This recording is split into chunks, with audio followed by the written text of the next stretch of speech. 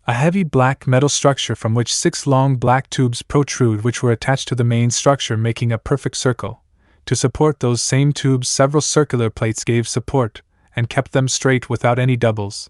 On its right side it has a handle with a black trigger. That weapon that the Angelode was holding was the cause of breaking the Kusanagi no Tsurugi and attacking Orochimaru by firing something that caused a lot of damage. When the Angelode's weapon ceased its attack, she descended just as Sakura and Yamato arrived with her master. "Are you okay, Masuta?"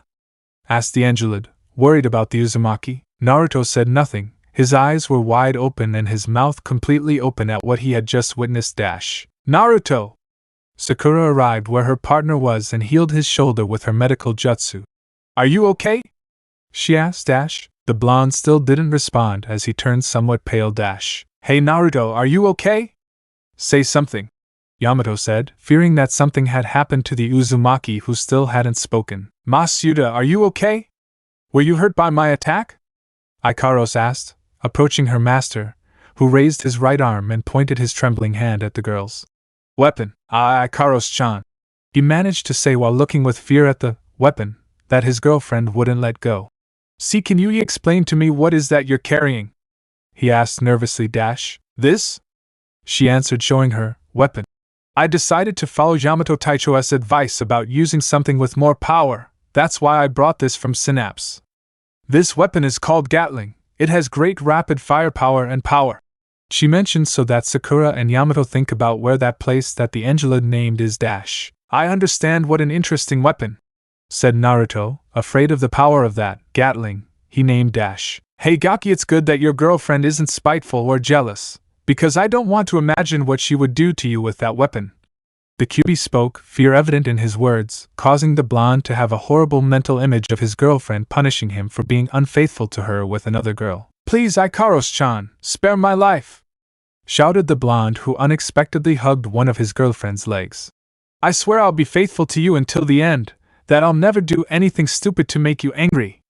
But I ask you for the love of Kami, don't punish me with that thing," referring to the Gatling gun so the rest of the team could see how ridiculous he was. "I would never do that," said Ikaros to calm her boyfriend. "You are my Masuta, I would never hurt you." Saying that, Naruto separated from her leg to stand up and hug his girlfriend, who blushed. "You're the best, Ikaros-chan.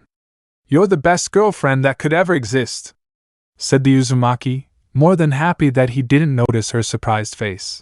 "I promise to be the most faithful boyfriend the elemental nations have ever known." "What? They're dating?" Sakura couldn't believe that, and at the same time her heart hurt like never before, even more so when Sasuke deserted. "Since when are you two together? Don't you trust me enough to not tell me, Naruto?" You see," said the blonde, more than nervous, as the Kyuubi hit his forehead because of how stupid the Gaki was for talking more than he should. "We don't have time to talk about relationships, Sakura, much less in the middle of a mission," Yamato interrupted the pink-haired girl. "Naruto, Ikaros, you two disobeyed one of my orders to stay together to face Orochimaru." The couple remained silent to receive the scolding of the Jonin. "But seeing as you managed to defeat him, I'll overlook what you did," he said to Naruto and Ikaros' surprise. "The truth is that I never expected us to manage to defeat a Sannin like Orochimaru, but you two made it look very easy. I regret to tell you that the enemy was not defeated." Ikaros spoke, leaving the Jonin silent. "While we were talking, he took advantage of the moment and escaped underground," pointing to a hole in the place where the Sannin's body was. "Yeah!"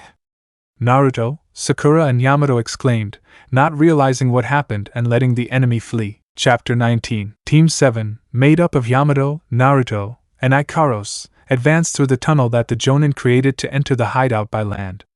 The group continued advancing until they reached a fairly firm wall. "It seems that the base is completely surrounded by stone," the Jonin in front of the wall pointed out. "If Masuta wishes, I can tear down the wall to continue the mission," suggested Ikaros, raising a hand ready to punch, but the blonde Uzumaki manages to stop her by holding her hand. "You don't need to do that. If you do, you'll create a big commotion and the enemy will discover us," Naruto told her, knowing the great physical strength of the Angelite that can match Sakura's. "That's true, you don't need brute force for that," Yamato mentioned, painfully remembering Ikaros' physical power.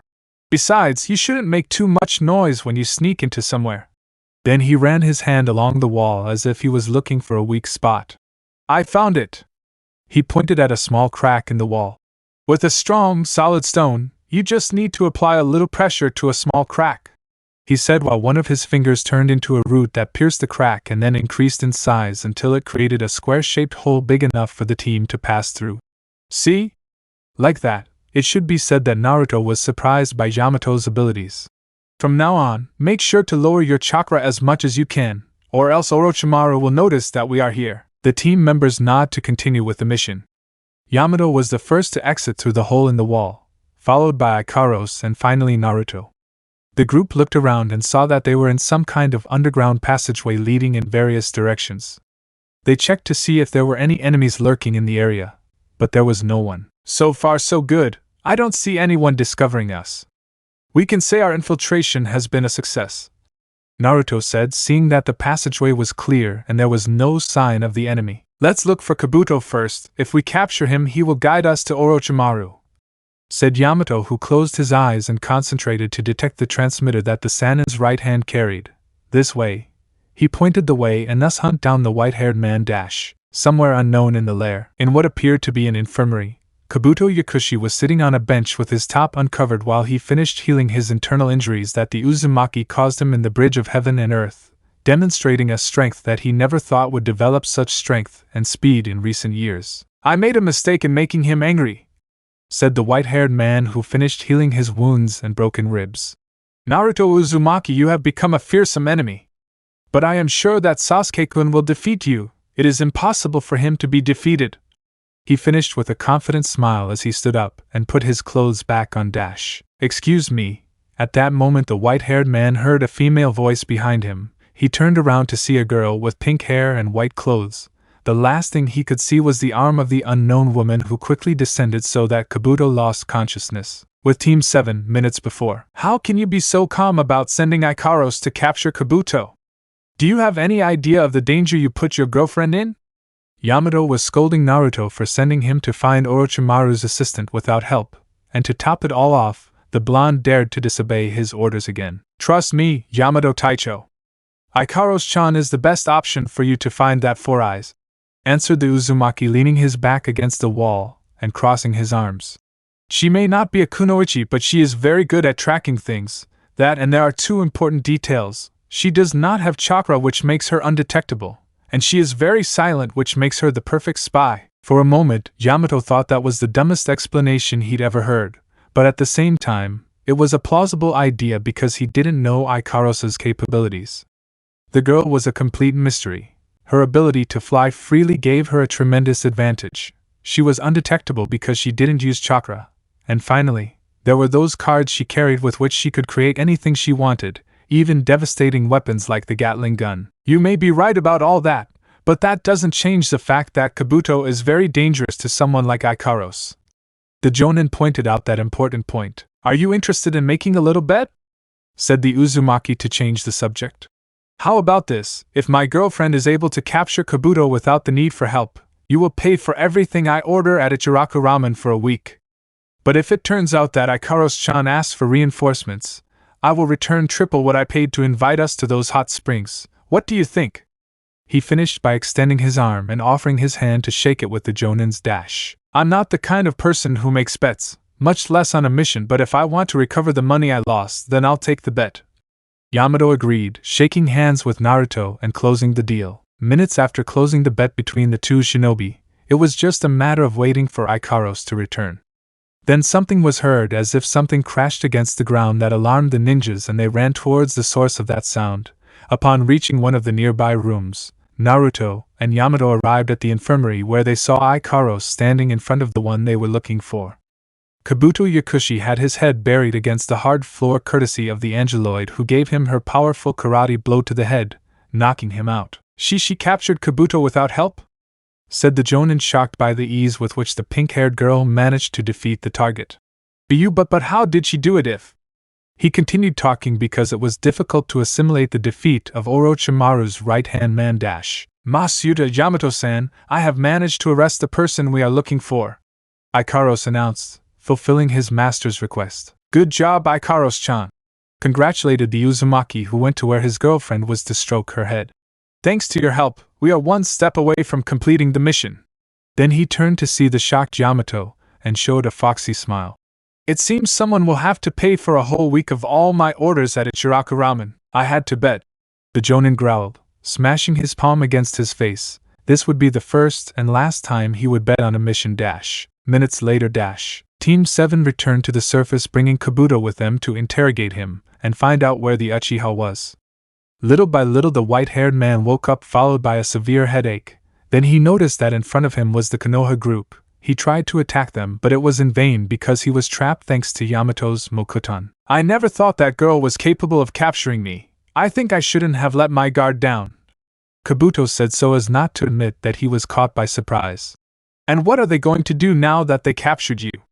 Are they going to torture me? They'll just waste their time trying, he said to those from Konoha with the intention of provoking them. We want you to tell us where in the base Sasuke Uchiha is. We know he's here, Yamato asked bluntly. So they know he's here, Kabuto thought seriously. Maybe this one, or maybe not. Orochimaru-sama will surely have left with Sasuke-kun while they waste time interrogating me, he mentioned while looking at Naruto.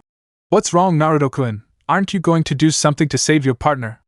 He said to provoke the Uzumaki again. You wish, but what do you think we didn't come to rescue Sasuke? Naruto revealed in a way that left the white-haired man shocked.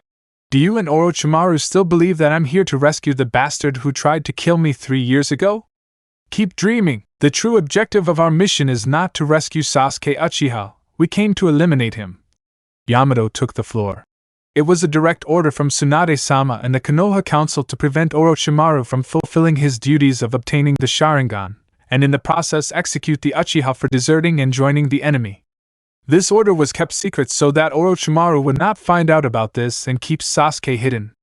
The order was also given to kill him if he was seen. It can't be true, said Kabuto, coming out of his shock. But was that order approved by the council members? Asked the white-haired man, not believing it. Tsunade-sama and the members of the village clans made it clear to them that if they intervened or changed the elimination order, they would be judged for disobeying their orders and executed instantly. Yamato told the white-haired man, who couldn't believe it.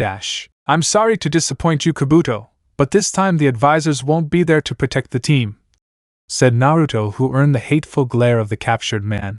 You better admit defeat and tell us once and for all where Sasuke is, he asked, causing the white-haired man to let out a small laugh. What are you laughing at, Four Eyes? I think you're forgetting a detail that you overlooked, Naruto-kun. What will happen to your partner Sakura? Was Kabuto's question. She will surely refuse to let them kill the person she has been waiting for so many years. About Haruno, I don't think she's against the order, answered the Uzumaki, who pointed with his thumb behind him, right where the unconscious pink-haired girl is. Just look at her, she hasn't complained the whole time, joked he, seeing the stupefied face of Orochimaru's right-hand man. Now be a good hostage and tell us where Sasuke is. You're wasting your time trying to get information out of me, Kabuto declared, not saying anything. Naruto had the urge to hit him, but Yamato stopped him by putting a hand on his shoulder. He's absolutely right. We'll just waste time if we keep asking him questions, said the Jonin. We have to continue with the mission or we'll lose the target if they find out we're here. The Uzumaki nods to continue with the mission, but before Yamato creates a clone. I'll leave you here with my Mokubunshin to keep an eye on you, so you won't be able to warn anyone of our arrival. Don't think you've won so easily, exclaimed Kabuto, struggling to free himself but without success. If you want to defeat Sasuke-kun, you'll have to face Orochimaru-sama. We take into account that Orochimaru will intervene, but this time we will work as a team. Yamato mentioned seeing Naruto and Ikaros who would help him. It is not necessary that we have to defeat Orochimaru. The only thing we have to do is finish off Sasuke. Say what you want, but it won't be that easy. It was the white-haired man's turn to speak. You may have found the base, but it's not that simple. Sasuke-kun should have already finished his training and returned to his room in the inner area. Even I don't know which room it is. This place has rooms and spaces never seen before. Everywhere there are more than just 1 or 2 inner bedrooms. In that case, we'll have to check them all, Naruto said, making Kabuto laugh a little at what he just heard. You're right. They might find it if they search randomly, but if they're not careful, they might disturb the wrong bush and get jumped by a snake, said the white-haired man, who continued speaking. Orochimaru-sama's room is around there too. Team 7 didn't like that detail very much. He's absolutely right on that point. Yamato thought at that moment. It took us a long time to find the base, and it's going to take us longer than I thought before the enemy discovers us. If only you had a way to find them. At that moment he remembered Ikaros' peculiar ability to detect chakra signals perfectly. Naruto, can Ikaros somehow locate the exact place where Sasuke is? Can she do it? He asked the blonde while Kabuto raised an eyebrow. I don't know, but we have nothing to lose by asking him, Naruto replied. Ikaros-chan, are you able to tell us where Sasuke is? He asked his girlfriend. I can't do it exactly since I don't know who we're looking for, or even recognize his chakra, answered the Angela to the rest of the team, who began to lose hope. But if what Four Eyes-san said is that Orochimaru is with him, then it's enough to find him to be able to locate where Sasuke-san is. With that said, her eyes turned red. Is that some kind of unknown dojutsu? No, it has to be something else. There's something else about that girl that sends shivers down my spine, Kabuto thought, looking at the pink-haired girl's eyes that returned to their original color. Are you lucky in finding him? Yamato asked the Angelud, who nods her head to Kabuto's surprise. I have detected a strong chakra signal that does not belong to Orochimaru. That signal must belong to whoever we are looking for, answered Ikaros. I have located where he is currently. Well, there's no need for us to be here anymore, he said, and then looked at the white-haired man. Thank you for being honest with us. Saying that, Kabuto answers him with there's no need. You think we're all going to die, don't you? Asked the Jonin. Yes, Kabuto replied, smiling as if his answer was the most obvious, only to then receive a powerful electric shock. Gahhhh! He screamed in pain until he fell unconscious. It wasn't necessary to do that, Naruto. Yamato looked at the Uzumaki, who was the one who caused Kabuto to be electrocuted. Do you want to keep listening to him mock us as if he knew we were going to lose? Well, I was fed up with his arrogance, the blonde confessed. What matters now is that we know where Sasuke is, right? He pointed out, knowing he was right. Okay, you're right, Yamato admitted, who also grew tired of Kabuto's arrogance. Now let's continue with the mission, and whatever happens, we won't separate. Naruto and Ikaros nod to return to the hideout, leaving the Moku Bunshin and the white-haired man. Inside the hideout, Naruto and Yamato advanced through the corridors of the base, being guided by the Angela that flew to where the Uchiha was. They ran as fast as possible, leaving behind several doors and passages that will have traps or avoid meeting the traitor Sannin on the way. Several minutes of running through the corridors, Ikaros stopped, as did Uzumaki and the Jonin. What's going on? Did you find anything? Yamato asked the Angelud, pointing at a door a few meters ahead. Behind that door is the person we're looking for, Ikaros told the others, who opened their eyes. We finally found you, Sasuke, thought Naruto, wanting to kick down the door and finish off the man who was once his friend and teammate. Yamato Taicho, now that we found him, what do we have to do? First, we will approach quietly so that he does not discover our presence and know what he is doing, answered the Jonin. He and the team walked slowly until they reached the door so that he could then listen through the door and listen to the other side. Apparently he is sleeping. That gives us the opportunity to attack first, he said in a low voice. Naruto, the moment he opens the door, you will enter and attack him as quickly as possible. We must eliminate him before Orochimaru arrives, he said to the Uzumaki, who nods to be prepared. Ikaros, I need you to be close to us in case we fall into an enemy trap. You are the eyes of the team and we count on your skills, he said to the Angelud, who also nods at the order. Yamato positioned himself near the door with Ikaros to open it while Naruto got ready to enter the room. The Jonin gave the signal with one hand to open the door, and the blonde ran inside and saw a very familiar black-haired man sleeping on the bed. Upon recognizing who it was, he didn't hesitate to attack with his closed fist surrounded by Raidan. Outside the base, Yamato's Moku Bunshin kept an eye on Kabuto, who recovered from the Uzumaki's unexpected attack, but what surprised him most was the hostage's calm. They haven't found it yet, right? Surely that new girl who replaced Sasuke-kun lied to alarm me. The white-haired man spoke while the clone, arms crossed, said nothing, just remained silent. This base is very big, it will be very difficult for them. It would be another story if they had the map, but that only exists in my mind. Do you really think I'll free you to guide me to where Sasuke is? The Moku Bunshin spoke. My mission is to watch you. I won't put myself at risk by letting you guide me to your lair. It's a shame, said Kabuto, who had his Chikura no Mezu ready and was going to use it to escape until an explosion far from where they were caught his attention like that of the clone. What was that? Asked the Moku Bunshin, who was unaware of what was happening inside the base. It seems Sasuke-kun has woken up. He always wakes up in a bad mood, the white-haired man thought at that moment, unaware of what was really happening. At the origin of that explosion, a large hole was formed that destroyed a large part of the base that collapsed. In the center of the destruction, a bright sphere was there with two people inside. They were Ikaros and Yamato, who were safe thanks to the pink-haired girl who created said sphere that protected them. Is it a barrier? Yamato asked, having no idea how he ended up inside the sphere. Right, now I remember, it was Ikaros who protected me when Naruto attacked Sasuke. She mentioned a word, but I didn't quite understand what she said. While he was thinking, he remembered the blonde who had no luck protecting himself. Ikaros, what happened to Naruto? And where is Sasuke? He asked the Angelode while looking around, but a large layer of dust and debris covered much of the area. Masuda is fine, he is now in front of us, answered Ikaros, who was maintaining the barrier. Yamato looked in front of the curtain of dust at the figure of a person who should be Naruto. But the target managed to avoid Masuda's attack. What? Exclaimed the Jonin. Now things have become more complicated than they are. Little by little the dust dissipated in the area, revealing all the damage caused by Naruto. And speaking of him, he was protecting himself with his arms in front of him, staying alert for any attack from the Uchiha. Then he lowered his arms when he felt Sasuke's presence nearby. He looked up and saw the black-haired man standing on the edge of the hole with a cold gaze at those who interrupted his rest. Not applicable. Sasuke will look the same as he did in chapter 51 of the anime. To save me time describing and the fact that I dislike that emo. Sasuke, said the Uzumaki, looking at the Uchiha after 3 years of what happened in their last fight in the Valley of the End. We finally found that Uchiha, Kyubi said with great hatred for the black-haired man. Naruto, so you came?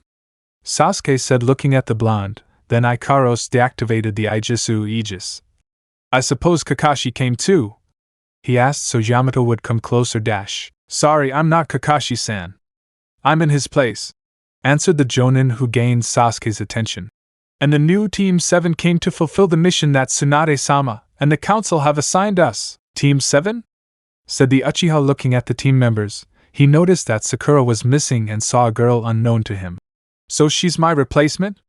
Another loser who joins the group. It turns out that Ikaros-chan is more than you underestimate. If it weren't for her, we wouldn't have found you, said Naruto, defending his girlfriend.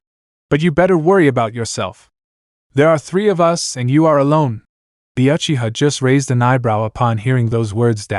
Are you still insisting on taking me back to Konoha, Naruto? Asked Sasuke. I told you before, if I go back you will only prevent me from focusing on my greatest desire, to finish off Itachi. That's why I won't return. We never mentioned that we will take you back to the village. At that moment Yamato interrupted the Uchiha. Our mission, which was entrusted to us, is to eliminate you once and for all. Eliminate me? It must be said that this news was not of great importance to Sasuke. He didn't even care about being put in the bingo book. You deserted Konoha and joined Orochimaru, not to mention the fact that you tried to kill me to prove your superiority, added Naruto without taking his eyes off the Uchiha. And it is my duty as Chunin of Konoha to stop you, even if I have to end your life. Are you saying you're going to kill me? Keep dreaming. That time I left you alive because I wanted to, said the disinterested Uchiha. Then he moved at an impressive speed to be next to Naruto, and put a hand on his former partner's shoulder. How fast? Yamato thought at Sasuke's display of speed. Now that I think about it, didn't you want to be Hokage?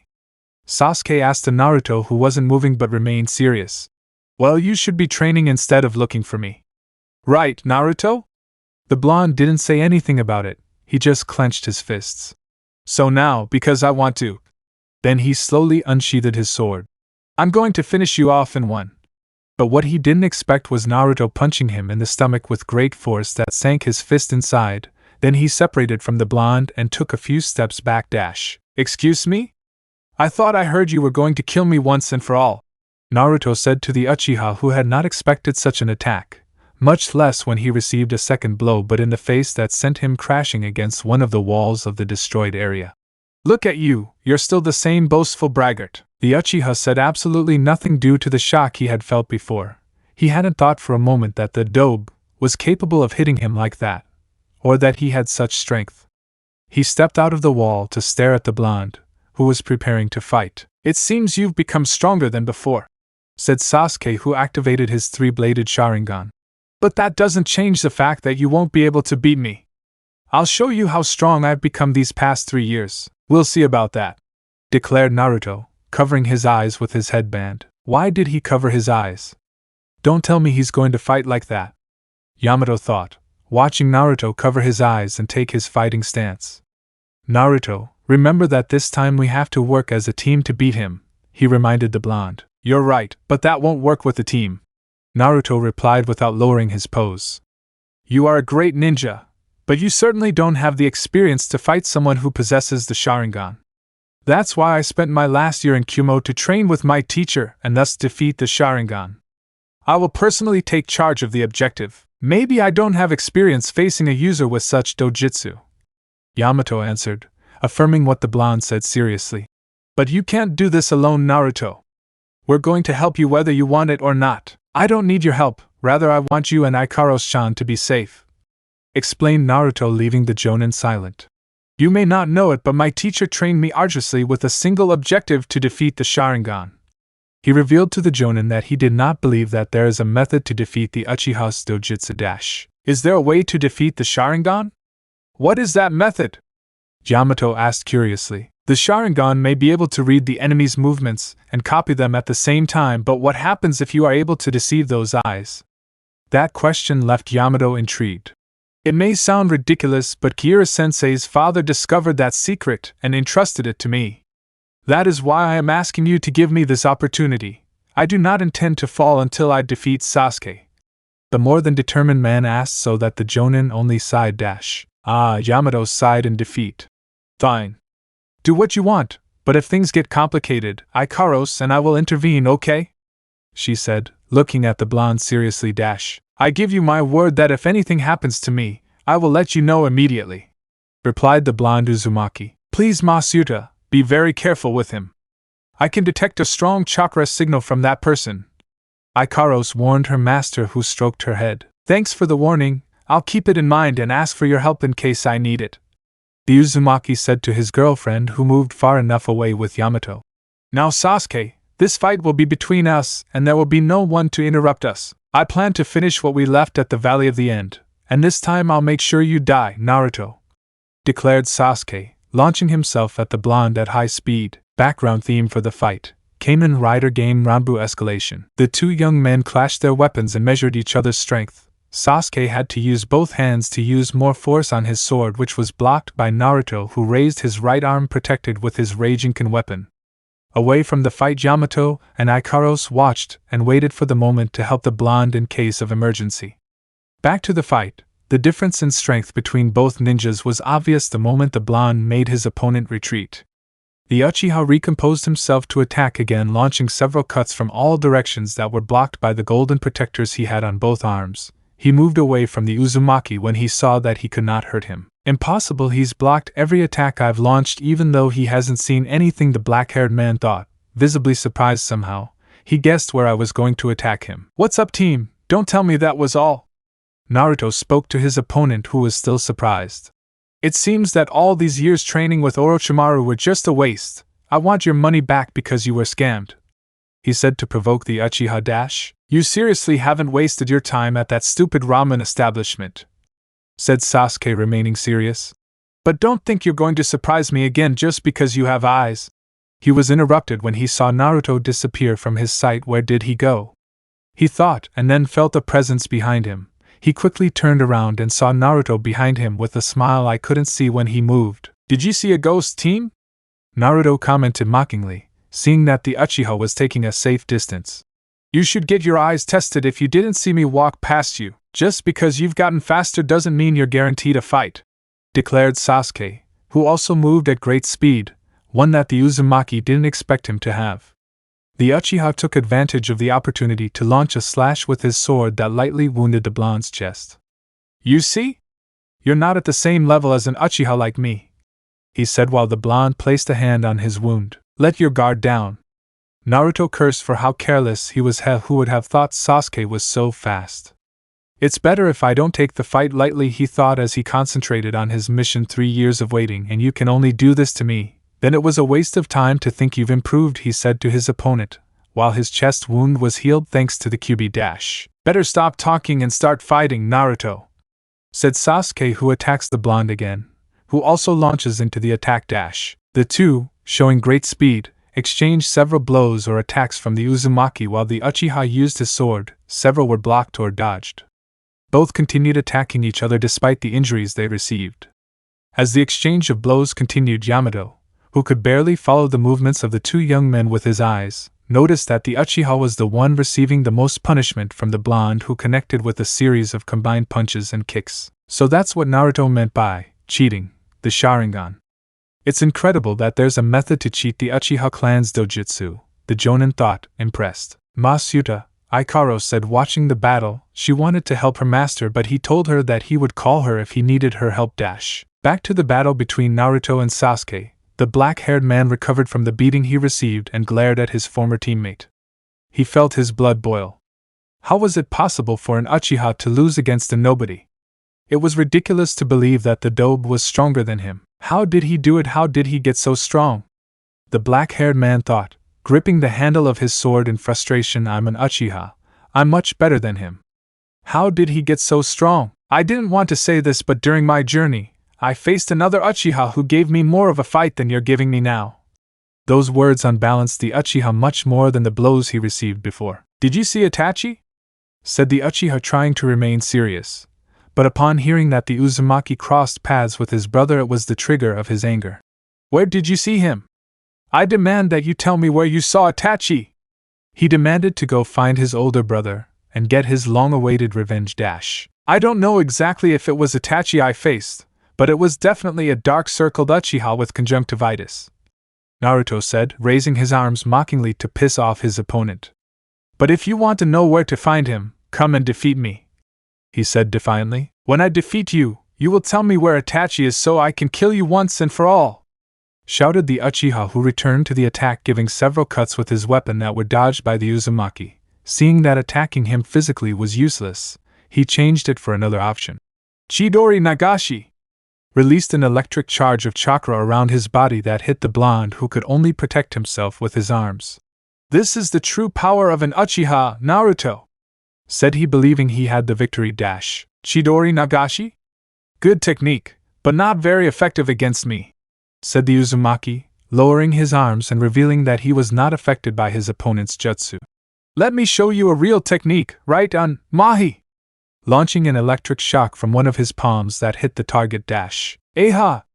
Screamed the Uchiha, receiving the electric shock that moved him a few meters away from his opponent. He used his sword to stick it in the ground and thus stay standing. So you've finally learned other jutsus other than the Kage Bunshin. But that won't help you beat me. Chidori Koken, sword of 1,000 birds. He channeled his Chidori into his sword, unleashing several rays that headed towards the Uzumaki. Raiton no Heki. Lightning release wall. Naruto hit the ground with his open hands so that a wall of lightning would protect him and absorb Sasuke's attack, who wasn't expecting a defensive jutsu. I haven't wasted my time, as you see, team. Now I only have one goal, and that is to defeat you.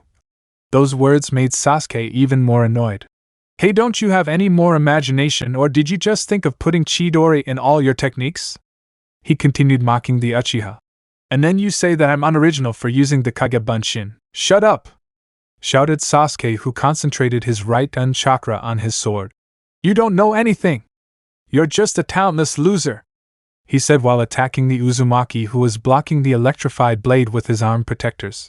I needed to become stronger, but being in Konoha only made me weaker. That's why I cut all those ties that made me weak and prevented me from fulfilling my goal of killing Itachi. Due to the rage he had, his attacks were predictable for anyone, making it easy for the Uzumaki to catch the blade of the sword with one hand without being affected by the electric charge. But what? That proves how weak you were and will continue to be! Naruto shouted, obviously annoyed, to snatch the sword from Sasuke, throw it away from the place, and then connect a knee to the stomach of his opponent, who lost his breath. While everyone offered you a hand, you just rejected it, thinking they were a hindrance. followed by that he connected a right hook to the face. You always thought you were superior to everyone for being an Uchiha. Connected another blow to the stomach that caused Sasuke to bleed. You looked for the easy way to become stronger, and you envied others when they surpassed you. He spun around and elbowed the left side of the black-haired man's face. And when you saw that I could reach you, you decided to desert to gain more power. All because you couldn't stand the fact that someone is better than you. He finished with a kick to his opponent's chest, who went flying and crashing against one of the walls that were still standing and then fell to the ground. Did you see that? That's the big difference between our levels. You sought power for revenge, even I thought that way. That information surprised the rest of Team 7. After our fight in the Valley of the End, I also sought revenge against you and nothing mattered to me. But thanks to my loved ones, I was able to overcome that unhealthy obsession with you and move forward. As he finished his story, he thought of his beloved girlfriend and smiled. It was all thanks to Ikaros-chan.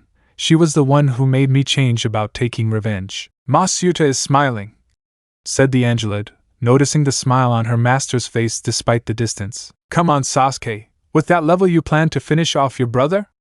Said the blonde, wanting to provoke his opponent even more, who got up from the ground with difficulty. He clenched his fists due to the enormous rage he felt against the Uzumaki. How pitiful! It would have been better to save you the trouble if I eliminated your brother. I won't allow it. Itachi is my prey! Shouted Sasuke, who ended up losing his mind, just as Naruto planned. I'll finish you off. I don't care if you know where Itachi is. I'll go out to find him and get my revenge. Chidori! He concentrated his chakra in his right hand to execute the jutsu that Kakashi taught him. I have you right where I wanted you, thought Naruto, waiting for the moment his opponent used the same jutsu with which he tried to end his life. If that's what you want, then we'll end this fight once and for all, he said while making 3 hand seals very familiar to Yamato and Sasuke. They saw how the blonde accumulated a mass of right-un chakra in his right hand, creating a lot of sparks of electricity. Something very similar to the Chidori. Raikiri, lightning cutter, Raikiri, was the word that crossed Yamato and Sasuke's minds when they saw that the blonde was capable of using the same jutsu as the famous Kopi ninja. That's not the Raikiri, it's the Chidori, the Uchiha pointed out. It's impossible for you to use the same jutsu as Kakashi. You don't even know how to perform it. I didn't have to learn it with Hitachi's help. I learned it on my own, Naruto revealed. Besides, I can call it Raikiri because our old sensei, I was able to cut a lightning bolt with the Chidori. Another piece of news that left the witnesses impressed except for the Uchiha, who demanded how he did it. Keep dreaming, Sasuke. I won't tell you how I got it. Whatever, you're going to die anyway, shouted Sasuke, who ran towards the Uzumaki, who did the same. The two ran without hesitation to attack the other with their techniques. Chidori/Raikiri! The two young ninjas shouted the moment their techniques came into contact, causing the entire destroyed area to be opaque with a great glow followed by a huge explosion. End of background theme. After that explosion, 2 figures flew out in opposite directions and then crashed into the walls. Those figures were the Uchiha and the Uzumaki, who were battered by the full impact of the explosion. The rest of Team 7 went out to help the blonde, who fell to the ground. When they arrived, they saw that he had multiple wounds on his body. His clothes had many cuts, burns and blood stains from the battle he had with Sasuke. But to the relief of the Jonin, it was that he had nothing serious apart from the fatigue that the blonde has. Naruto, answer, are you okay? Yamato asked, seeing how Ikaros knelt down to accommodate her master's head on her lap. What d? Masuda, please hold on, said the Angelid, extremely worried about the blonde's condition. Everything hurts, Naruto complained as he began to feel the damage he received in the battle. Ah damn, I didn't think the team would actually become so strong, he said, and then tried to stand up, but Yamato stopped him by putting a hand on his shoulder. Don't move, you have to save your strength, he told the blonde to keep him still. What you did was very careless on your part. You could have ended up seriously injured, or dead in the worst case. He began to reprimand him for his actions. But we'll talk about that later. Tell me, did you manage to finish off Sasuke? He asked, hoping for good news. Sasuke, I'm still alive, was Naruto's answer. Somehow he managed to survive the explosion from before. I was a bit lucky. Raijinkan that absorbed most of the damage. Suddenly the blonde started laughing for no reason, something that worried Yamato and Ikaros. Haha, right now I wouldn't like to be in Team's place. Yamato didn't understand anything the Uzumaki had just said, so he wanted to ask him what he was talking about, as some screams came from where Sasuke was. Yamato directed his gaze to see the target in the same place as the blonde, except for one important detail: he had lost part of his left arm. Ah! Damn you, Naruto! Screamed the Uchiha, lying on the floor in a pool of his own blood, holding what was left of his lost arm, throwing curses at the dobe for such humiliation. I'll kill you! I swear I'll kill you for this! He deserves it for trying to kill me! Said Naruto, who finally gave the black-haired man what he deserved. Yamato Taicho, we don't have to lose, we have to give Sasuke the final blow, he said to the Jonin, who nods. Ikaros-chan, please help me stand up, he asked his girlfriend, who carefully lifted her master's body to put her arm behind his head for support. You've done more than enough, Naruto. I'll take care of eliminating Sasuke. You deserve to rest after all, Yamato said to the blonde, who had to accept. After all, his body hurts a lot from the clash of jutsus, and the power of the Kyuubi began to heal him. Yamato focused on the target that remained motionless. He performed a sequence of hand seals so that a large number of branches emerged from under the ground that were heading towards the Uchiha. But at that moment it happened that a person stood in the path of the branches to prevent them from continuing their path. Yamato, seeing who stood in the way, stopped his jutsu so that the branches stopped a few centimeters from that person who protected the Uchiha.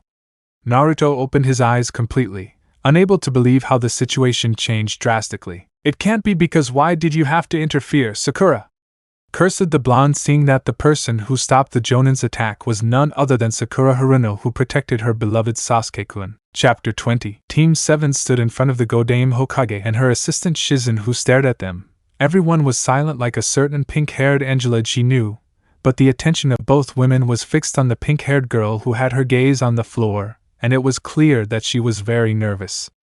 The Hokage had a bad feeling. Something inside her told her that she wouldn't like to know what happened on the mission. Team 7, I want the mission report and about the target Sasuke Uchiha, said Tsunade, breaking the silence. Please, Sakura, I hope you haven't done what I'm afraid of. I regret to inform you that we have failed to meet our objective due to an unexpected intervention, Yamato informed Sakura, making her tense. What do you mean by unexpected intervention? If you can explain it to me? Asked Tsunade. Sakura's hands were shaking. At the moment the target was seriously injured at the hands of Chunin Uzumaki. Sakura Haruno intervened in our path to protect the Uchiha from being eliminated, explained the Jonin, to the great surprise of Shizen and Tsunade, who only closed her eyes and cursed in a low voice. Please, Tsunade-sama, let me explain why I did it, Sakura asked in a desperate tone, but was silenced by the Hokage, who raised a hand to silence her. We'll talk about it later, Tsunade said, frowning. Yamato, continue with your report. I want you to tell me in every detail what happened a few days ago. Flashback. What the hell are you doing here, Haruno? You weren't supposed to recover so quickly from my attack, Naruto shouted, surprised and annoyed that Sakura intervened, just to protect the Uchiha. And Naruto, you can't do this, said the pink-haired girl, choked by the pain she felt throughout her body. Why you can't kill him? You would never kill anyone, much less Sasuke-kun. That's not you. Sakura, I order you to get out of the way.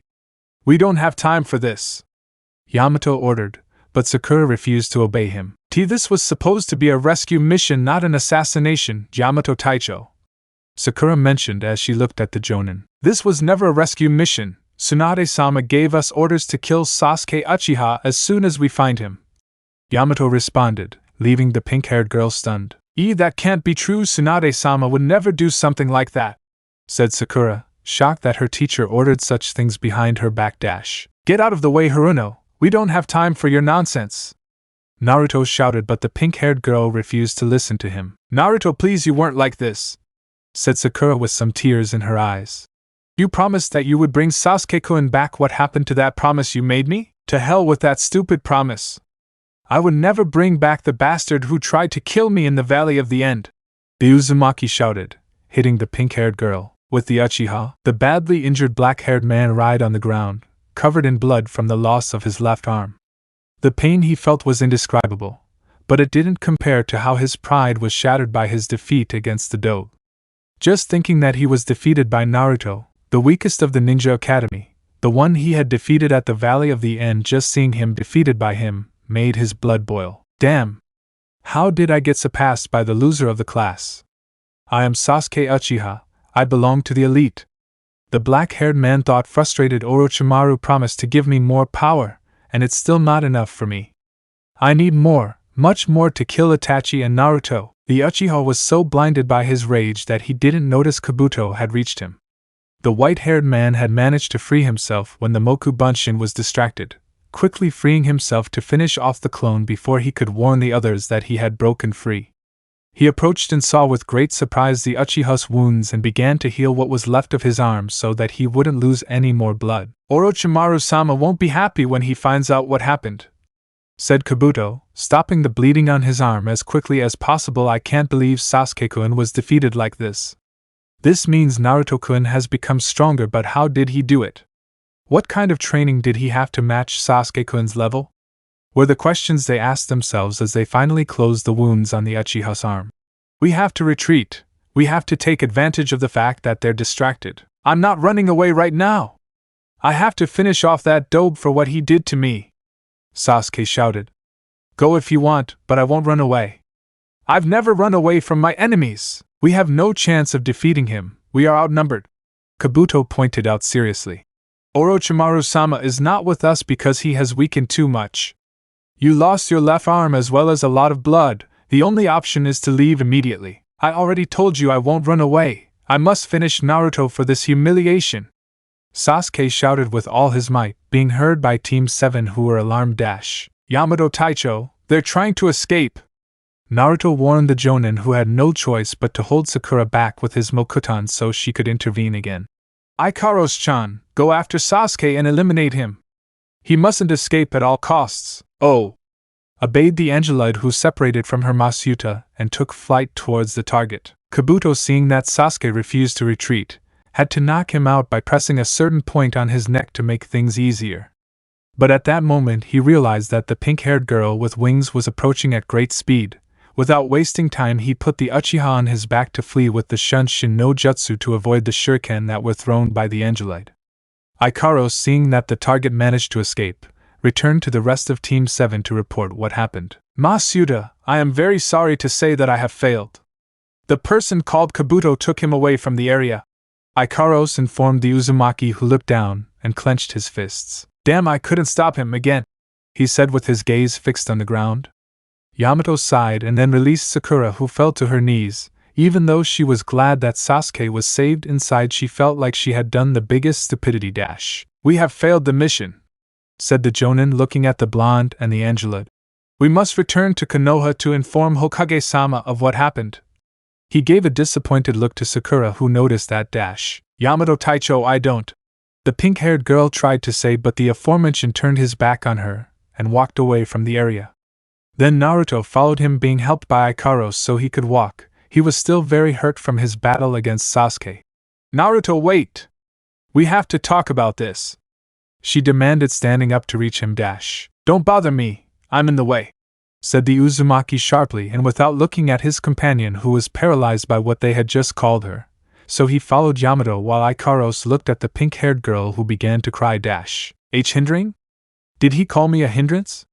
The pink-haired girl thought with great pain in her heart, and without stopping crying, not only did Sasuke call me that way, but Naruto called me a hindrance. What did I do to earn everyone's contempt without saying or complaining about it? The pink-haired girl just followed the rest of the team from behind, keeping silent. End of flashback. When Yamato finished telling her what happened on the mission, a terrible silence fell in the office, overshadowed by the Godame Hokage's sigh. The woman closed her eyes upon hearing that the mission had failed because of one person, her student. Speaking of which, she felt too much pressure to think about what would happen next. Would she be punished, or worse? Yamato, Naruto, and Ikaros, you can go to rest and recover your energy. Sakura, you and I will have a private conversation. Tsunade spoke so that the aforementioned could leave, leaving the three women alone. The Hokage stood up from her seat and stared at the pink-haired girl. Sakura, do you have any idea what you've done? I'm so sorry, said the pink-haired girl with the broken hair, looking at the floor because she couldn't see her teacher's face. No more crying, you're not a little girl anymore to start crying, the Senju mentioned. But why am I saying this, since it was my idea for you to participate in the mission, as I didn't think you would intervene? That's why I ordered Yamato to leave you out the moment they located Sasuke. So it's true you really did order Sasuke-kun to be executed," said Sakura, who looked up. "But why, Shisho, why didn't you tell me the truth?"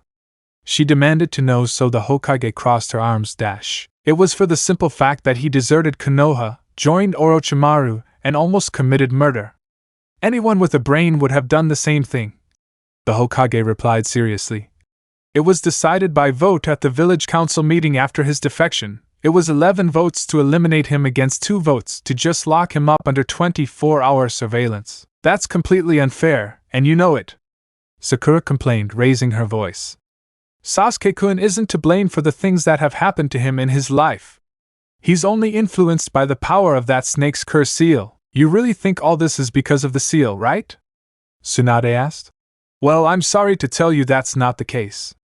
Jiraiya and I know perfectly well how the curse seal works. We've been studying it for years and looking for a way to counteract its powers.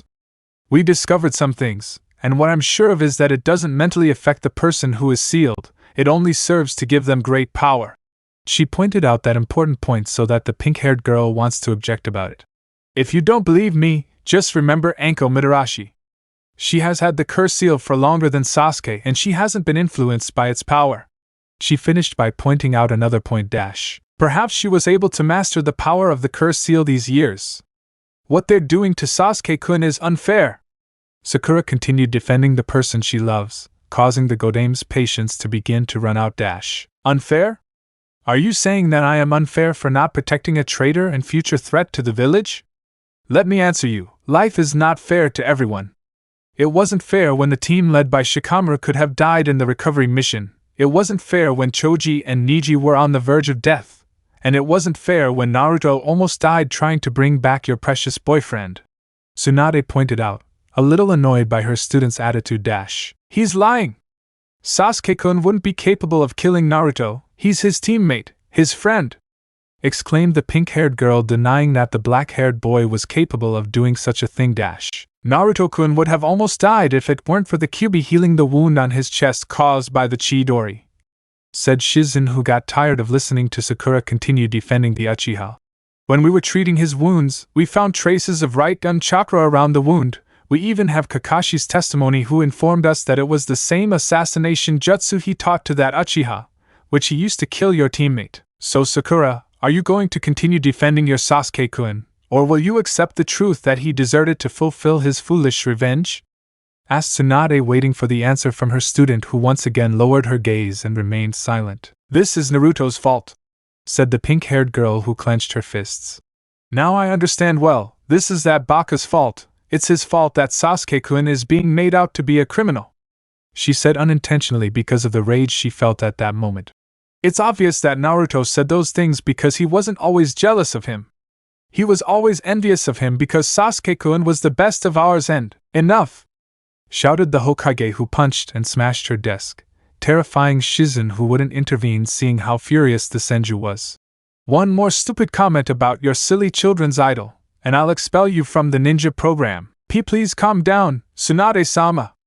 Sakura didn't mean that on purpose, Shizun said, trying to calm the woman down and save the pink-haired girl from being expelled even though she truly deserved it. Stay out of this, Shizun. This is between Sakura and me, ordered the Hokage for Shizun to back away. Then she approached the pink-haired girl, who couldn't move out of fear. You are a damn wretch. How can you say that about Naruto, Sakura? Have you forgotten the times he protected you from any harm that happened to you at the cost of his physical integrity? How did he convince me to return to the village to cure Kakashi and the Uchiha? Then the Hokage grabbed the collar of his shirt to look closely.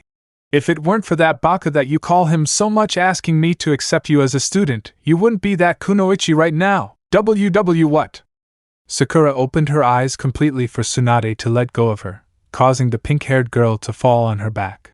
Was it because of Naruto that he accepted me as his student? He asked me for that favor days after you returned from the mission you had in the Land of Tea. He came to my office begging me if he could train you, because he had faith that you would become strong, revealed the Hokage, looking at her student. At first I believed that you would achieve it. I had faith in you, thinking that you would become the person who would surpass me. I placed all my hopes in you, but you threw them away when you let Sasuke and Kabuto escape. The Godame's harsh words were the most painful thing for Sakura, who just started to cry. Everything she had achieved in these 3 years was because Naruto asked the Hokage to train her, not because she asked him that day when she wanted to change and stop being useless. But now that she thought about it twice, she was still the same silly girl from 3 years ago who was always rescued by her team members. Then she thought about Naruto, the only remaining member of Team 7 who had always been by her side but had never appreciated her as a friend. She felt like the worst trash in the world for all the horrible things she said to him when he did many things, like when he saved her from Gaara believing it was Sasuke, the times he helped her on missions, and how he begged her to save the dark-haired man. And what did she do about it? How did she repay him for all that? With more blows and insults. "Tsunade-sama, you are being too cruel to your student," Shizen said, wanting to stop things before they get out of control. "No, Shizen, it's time she learned that she's a kunoichi and stop thinking about fantasy stories," shouted Tsunade, who wouldn't stop. "This is why I ordered that the execution order be kept secret, because she would commit an atrocity to protect the Uchiha, but that's no way to treat her. She may have made a mistake, but she's more than sorry," said Shizen, protecting Sakura. "Yeah, right, now take his side because I'm the evil one here," the Hokage remarked, crossing her arms. "I'm not defending or complaining about what you're saying. I just told you that you're being rude and nothing more," Shizen responded, offended by what she was told. "No, Tsunade-sama is absolutely right," Sakura spoke up so the two women would stop arguing. "She is absolutely right that she distrusted me. She only did so because she believed it was right, but..." She stood up and looked up to show a look of hatred. "That doesn't mean she had to deceive me like that.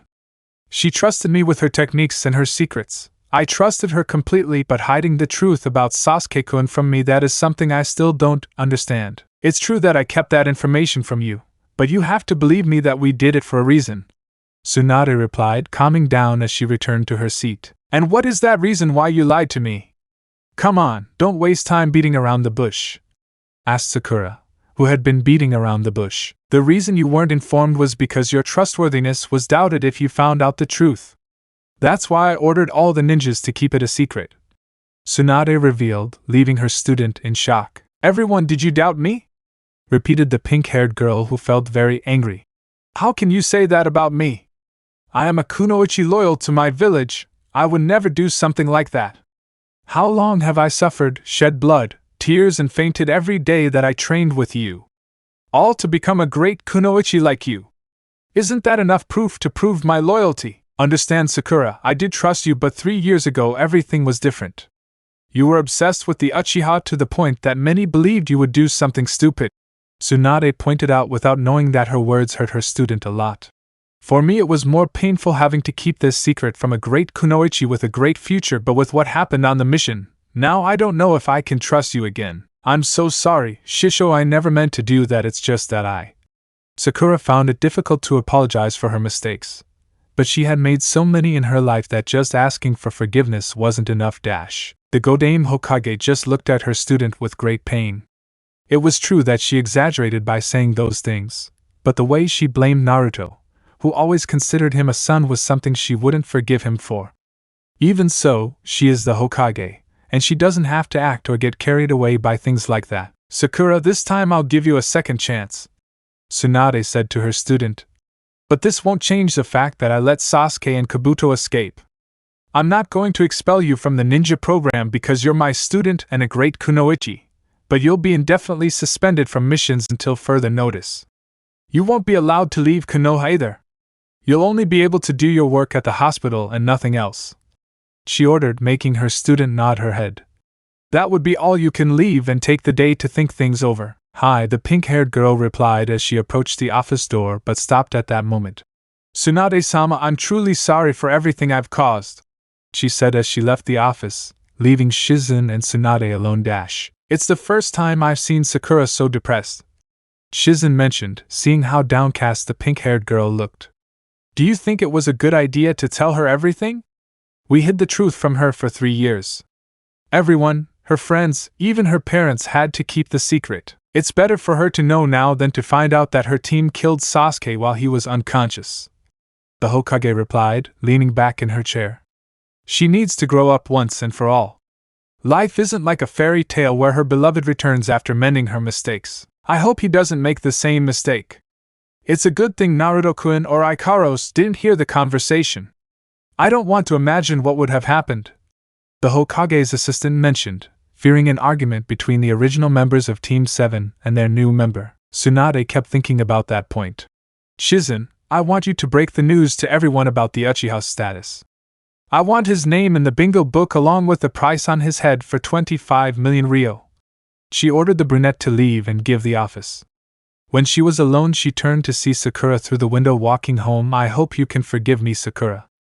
I don't want to find out about you doing other stupid things like this. It would destroy me to know that I will have to mark you as a nuke. The next day. Right now, Sakura was on her way to talk to her childhood friend about certain things that had happened yesterday in her conversation with the Godame.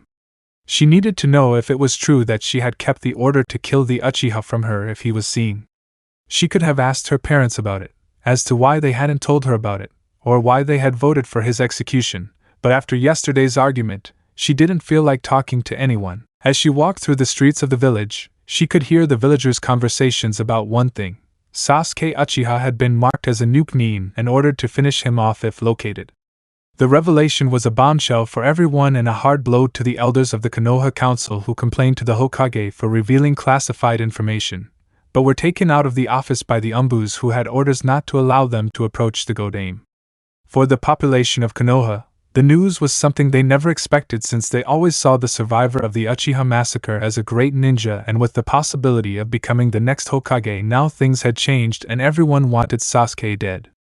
The pink-haired girl didn't take into account what everyone was saying since she had arrived at the Yamanaka flower shop, which was attended by Ino, who was wearing casual clothes. "Have a nice day," said Yamanaka, handing some flowers to a customer who left with his order. "Welcome to Floor Sakura?" Ino recognized her friend who looked quite serious. "Hey, what's with the long face?" She wanted to make a joke on her friend, but it didn't work when she noticed that she didn't find it funny. "I don't have time to joke around, Ino," Sakura told the blonde. "I think you owe me a little explanation about keeping secrets from me behind my back." Sakura, what the heck are you talking about?"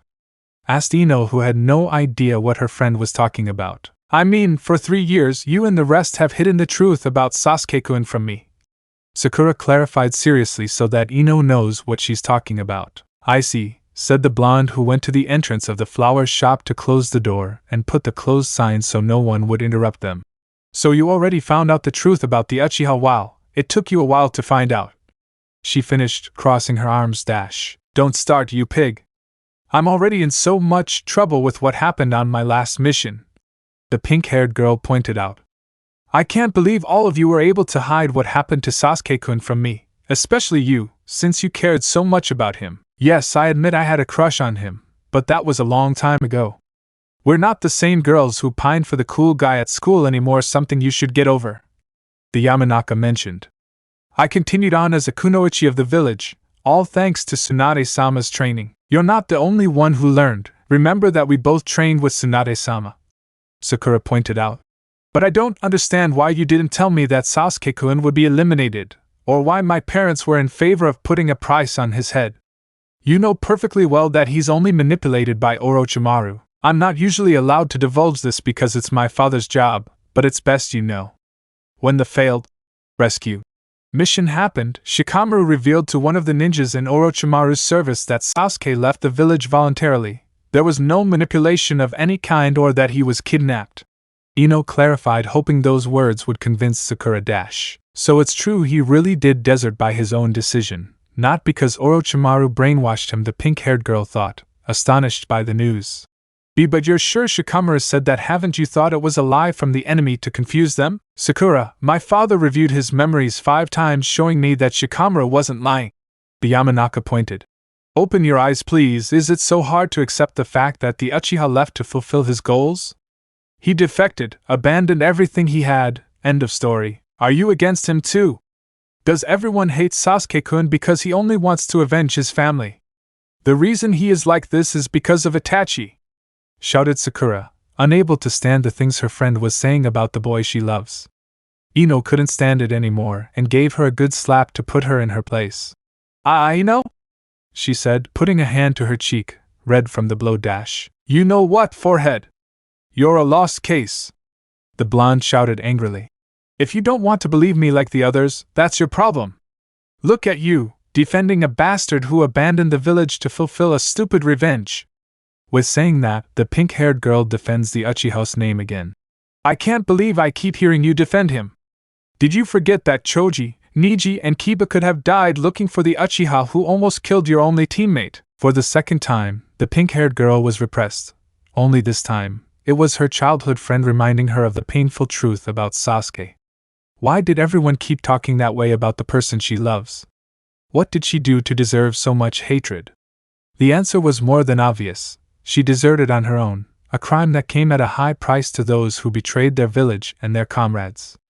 She joined the assassin of the Sandaime Hokage, another serious crime added to her record as a nukenin. Sakura felt stupid because Ino had reprimanded her in the same way the Godame had, but what was the point of defending herself now? So she could be yelled at again for being so stupid? By God, she really needed to improve as a kunoichi because she was easily swayed by her emotions and her big mouth. If you're going to keep defending that Uchiha, I'm asking you to get out of here. I don't have time to waste talking to you, ordered the blonde who opened the door of the flower shop. What are you waiting for? Get out of here! And for the love of Kami-sama, reflect. The pink-haired girl didn't waste a second and stormed off, furious. Now the person she thought was her best friend was on the side of the others. It was simply unfair, just as she thought. Well, if the pig doesn't want to listen to me, well, I don't care. Sakura thought at that moment as she walked in another direction. I know I'm right. Sasuke-kun is being manipulated by the curse seal, and there's only one person who can confirm it. I have to talk to Naruto. With that last thought, she ran in the direction of her teammate's apartment who might give her the answers she was looking for. Chapter 21. Konohagaku no Sato 07:13 am. These pillows, they're the best, thought a sleepy Uzumaki who was resting his head between the warm pillows of his bed. They're so soft and squishy, I don't want to get up for anything in the world. Wake up at once, beast, said a voice that ruined the blonde's rest. 5 more minutes, said Naruto, not wanting to get up, and he settled his head better between his pillows. Come on, I'm hungry and I don't want to wait all day. The same owner of that voice complained, causing the blonde to grunt. Don't bother me, strange voice, I just want to keep sleeping, complained Naruto, who just wanted to keep sleeping. Well, you sure are comfortable sleeping on top of Alpha, said the voice so the blonde could analyze what he heard. What did you say? Naruto opened his eyes heavily, noticing that a pair of arms were surrounding his head that was between what were not his pillows. The day had just begun and Naruto Uzumaki woke up with a big surprise when he found himself sleeping on top of his girlfriend Ikaros, who didn't seem to mind. At that moment, the blonde blushed suddenly because those pillows he enjoyed so much were the Angelids' bust, and one of his hands was even grabbing a breast. Naruto didn't know what to say about it, much less when he saw that he was touching one of his girlfriend's breasts, who was sleeping very peacefully. I see you finally woke up. For a moment I thought you would spend the whole day sleeping on top of Alpha, mentioned the annoying voice that is actually Nymph with her arms crossed. You are not only a beast, but a pervert who gropes Alpha while she sleeps. Saying that, Naruto tried to move from his girlfriend's body, but the enormous difference in strength of his girlfriend prevented him from taking off. Shut your mouth, shorty, just find something to eat while I get out of this, said Naruto, trying to get out of Ikaros' arms that were holding him to her breasts. To Ikaros-chan, this is not the time, Masuda, said the sleeping Angelid, lovingly hugging her master's head, making him stay between her breasts. Nymph saw the scene and let out a sigh, knowing that Alpha hadn't woken up yet. I'll be waiting in the kitchen for her to wake up, said the blue-haired girl, leaving the couple's room. Hey Nymph, don't go! I need you to give me a MHH. Naruto couldn't continue speaking when his face was trapped in his girlfriend's bust. Masuda, said Ikaros, who was still hugging the head of a reddish Uzumaki. Damn! Why is Ikaros-chan so strong and at the same time so cute? Thought the blonde, who no longer knew whether to break free from his prison or simply enjoy the moment. Well, I'm not on a mission, and Kaisen gave us a few days off, so it wouldn't be bad if he thought carefully about his situation he found himself in. That's right, Gaki, you're finally becoming a man. Kyubi spoke to make the blonde worry. You're finally maturing, now it's up to you to take charge and mark your dear girlfriend as your female. Why did you have to wake up at this moment? You better go back to sleep, you furball. The Uzumaki responded, very pissed off upon hearing his Biju's laughter dash. And missed the show? No thanks, the big fox commented. I just have to let you know that many men would like to be in your position. Not everyone can sleep on the breasts of a beautiful girl who is completely at your disposal. You're much worse than Jiraiya-sensei. If he's a super pervert, you're an ultra pervert, Naruto pointed out, making the Kyuubi laugh out loud dash. Yeah, right, says the one who slept very comfortably between his Angelid's breasts. The fox pointed out, causing the blonde to growl. Stop bothering me, I just want to sleep in peace. The blonde shouted inside his head while crying comically on Ikaros' breasts, who continued sleeping peacefully dash. Kanahigaku no Sato 08:34. They're finally up, said an annoyed nymph sitting on a kitchen chair as Naruto and Ikaros entered. Hey Alpha, you're getting sleepier and sleepier. Are you sure sleeping like the downers isn't affecting your functionality? She asked. Even Naruto wondered the same thing because his girlfriend was sleeping more and more. My functions continue to run the same way as always, there is no change in my system, replied Ikaros, who began to prepare breakfast for his master and nymph. The only thing I wait for is that Masuda gives me the order to wake up like every morning. I think it's another reason, Naruto said, gaining the attention of the two Angelids. What happens is that you're a deep sleeper. No matter how many times I tried to wake you up, you keep sleeping even if I yell at you. What the beast is referring to is that Alpha became a sleeper, Nymph mentioned, fully understanding the situation. Well, the truth is, I still have a hard time assimilating that an Angelite can sleep. We were supposed to be there to not have the Downer's weaknesses. Well, sometimes you learn new things, that includes an Angelid, Naruto replied, taking a seat. He also had no idea how this happened, but he liked the idea that his girlfriend behaved more human and not like a slave. Humph, it's just nonsense, pointed out the blue-haired girl who refused to believe what the human said. Alpha, I'd better start preparing breakfast, I'm starving, she ordered while crossing her arms. I'll never understand why Nymph dislikes people, Naruto thought at that moment. Hey Nymph, can I ask you a question? He said, to which the Angelid said nothing. Why do you always mention the word downer? What does it mean? That's how our master refers to you humans, Nymph replied, which caught the Uzumaki's attention. Who would have thought? Now we know something about where your girlfriend and that annoying girl come from, said Kyuubi, who heard everything. Gaki, you should take advantage of the moment to get information about Synapse and where it is located. I agree, I have to know more about Ikaros-chan's origin, said the Uzumaki, who didn't think twice. So master, huh?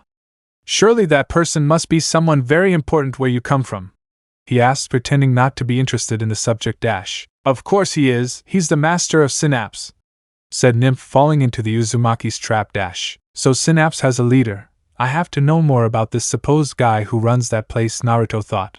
Well, it's not that I want to get involved, or know about it, but what is the name of Synapse's master?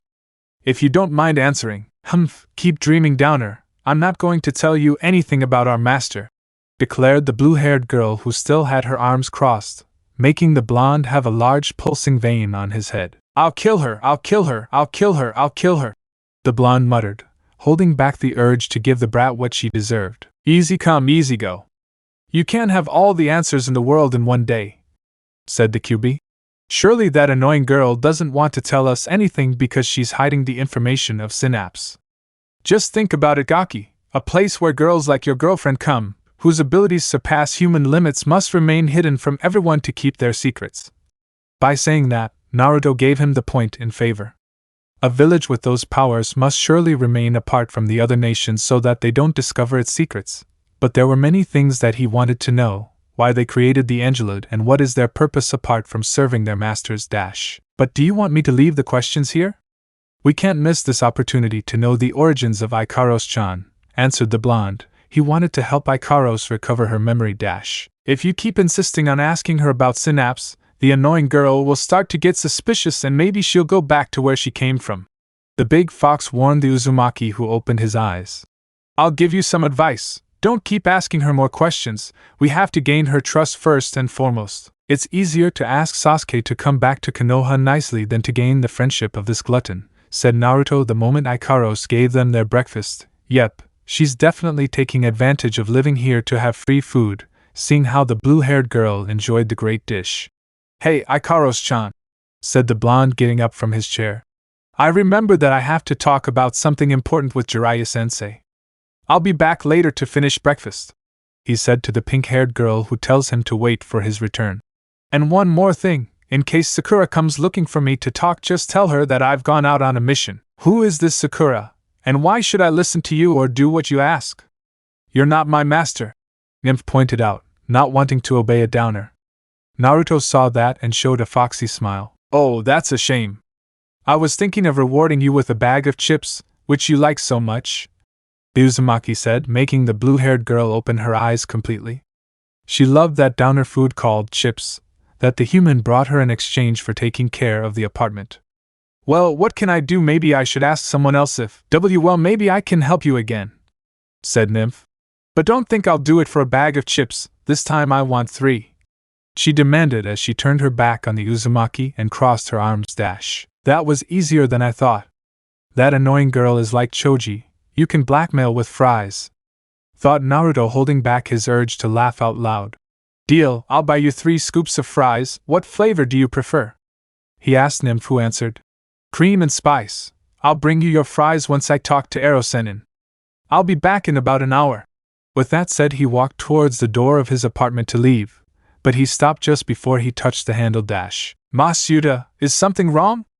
Ikaros asked, noticing that his master had a very serious expression. It's nothing, Naruto replied, turning around and walking towards the nearest window of his apartment. Remember what I asked you in case Sakura comes and asks for me, he said as he climbed out the window under the expectant gaze of the Angelids. Ikaros and Nymph didn't understand what had happened to the Uzumaki, much less his way of speaking or why he had left through the window. Suddenly, they heard someone knocking on the front door. Nymph answered the knock and opened the door to see a girl with the same hair color as Alpha. That girl was Sakura Haruno, wearing civilian clothes. Who are you since you've come? Nymph asked, looking at the girl who was looking at her strangely.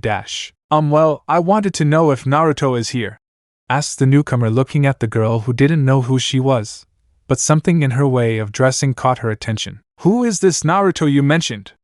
Asked Nymph, who didn't know the name of Ikaros's master, or simply forgot what it was called. I'm talking about Naruto Uzumaki, the person who lives in this place, Sakura pointed out, but the blue-haired girl still didn't recognize the person they were talking about.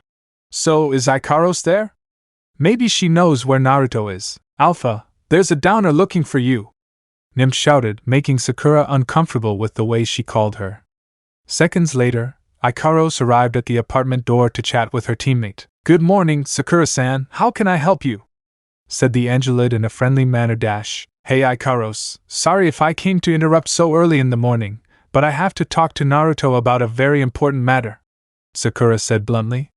She spent all day yesterday thinking about what happened with her teacher and her best friend. They may have been right about Sasuke's desertion, but she had to know what really happened. That's why she had to talk to Naruto even though he hated her. Masuda left home very early. She didn't tell me where she was going. Perhaps she went out with Jiraiya-sama because he said it was something very important, answered the Angeloid, who complied with what her master asked her. I see, said Sakura, somewhat disappointed at not being able to talk to her teammate. Anyway, do you know when he'll be back? I really need to talk about what happened on the mission. I don't know exactly. Masuda might take a while to find Ero-sennin-sama, the pink-haired girl mentioned to lower Sakura's hopes. With Naruto, let's see, if I were Jiraiya-sensei, where would you find me? Said the blonde Uzumaki, walking through the streets of the village. Well, he might be out of the country looking for information about Akatsuki, or maybe something related to Orochimaru's whereabouts.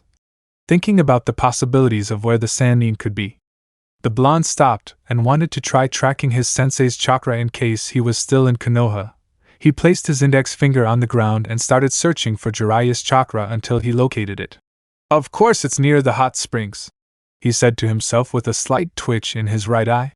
I was like an idiot looking for him, and I didn't think he's collecting information, perverted old toad. Without wasting time, he started jumping from roof to roof towards where the Sannin was. Back with the girls. This isn't good. Jiraiya-sama is always out of the country doing his spy work. Even for someone like Naruto, it will be difficult to find him, Sakura said, a little downcast. With the Gamma Sannin, ACHUU. The Sannin, who was on the roof of a building located several meters from the hot springs, sneezed loudly. Surely someone must be talking about my masterpieces, hee, said Jiraiya proudly as he took out his telescope and continued spying on the girls from a safer place. Now, what was I doing? Oh yeah, the cute Anko-chan is available to me, although she doesn't compare to Ikaros-chan, hee. Right-tun, Raiken! Lightning release, thunder punch, was heard near where Jiraiya was, who turned to see over his shoulder a fist charged with electricity which was getting dangerously close to his face. No, in the face, anything but! Screamed the terrified Sannin who couldn't dodge the punch. At the hot springs, several kunoichi from the village gathered to relax and enjoy the day until they heard a loud explosion, followed by a piercing scream. They all ignored it and continued with their day, back with the girls. Alpha, who's that downer? Do you even know her? Nymph asked, joining in on the conversation between the two pink-haired girls. This is Sakura-san, she's my teammate from Team 7, which I'm part of with Masuda, Ikaros answered. Sakura looked at the pink-haired girl curiously, and at the blue-haired girl. Who is that rude girl? Does she know Ika? Wait a minute, why do I call her Alpha? Thought the pink-haired girl who looked the blue-haired girl from head to toe, until she noticed some very peculiar wings, similar to those of a fairy. That girl is, it can't be true. She realized when she saw that the blue-haired girl was an angeloid like Ikaros. Sakura-san, is something wrong? Asked Ikaros, bringing the aforementioned woman out of her thoughts. You seemed very thoughtful about something and weren't paying attention to what I was saying. She mentioned so that Sakura would barely notice. It turns out I just remembered something very important and Tsunade-sama requires my presence. See you later, Sakura said as an excuse and left the apartment, leaving the two angeloids confused. Once she left the building, she walked aimlessly while thinking about what happened. How can this be happening? Another angeloid in Konoha? How did she appear? Or worse, why are they following Naruto? She thought the last part a little annoyed and jealous. Later I'll find out what's going on. I have to inform Tsunade-sama of the arrival of another angeloid. After that thought, she ran towards the Hokage's mansion to inform Tsunade of her discovery. With Naruto and Jiraiya training Camp 7. And that's the only thing I can tell you about that annoying woman who refuses to say a word about synapse. Naruto informed his sensei, who heard everything he said. I heard from Tsunade about the arrival of that girl named Nymph. At first I found it hard to believe that there was another angeloid in the village, but when I saw her, for the first time I was speechless, said Jiraiya with a purple eye analyzing the information his student gave him. We have a big problem. It turns out she is a minor, and she is of no use to me for my notes, for my next novel. Saying that, Naruto fell on his back to get up quickly. Is that all you care about, you old pervert? The blonde exclaimed furiously as his body was surrounded by electricity. Calm down, I was just joking. There's no way I'd mess with a girl, said the white-haired man to calm his student who had let go of electricity. But getting back to the topic, even with the information we have so far, it's not enough to search for that damn synapse. It's like looking for a needle in a haystack. Saying that, Naruto became thoughtful about the situation. Listen, Gaki, no matter what happens, we need to know more about that place that seems to be out of sight of the nations. Somehow you have to make that girl named Nymph tell you everything she knows. This is an opportunity that shouldn't be missed. And how do you want me to do it? It's more than obvious that that annoying woman who spends her time eating and staying for free at my house dislikes me, Naruto pointed out, who only felt like kicking Nymph out. Hey, your father was a heartbreaker. Some of him must have rubbed off on you besides being effeminate like your mother used to say. Ha ha ha ha ha ha. Jiraiya mocked, looking at Naruto who had a neutral expression. Then he formed a Rasengan in one hand with the intention of hitting his perverted sensei. It was just a joke, a little joke. He screamed in terror so the blonde would cancel the jutsu. Look, you just have to make that girl trust you more.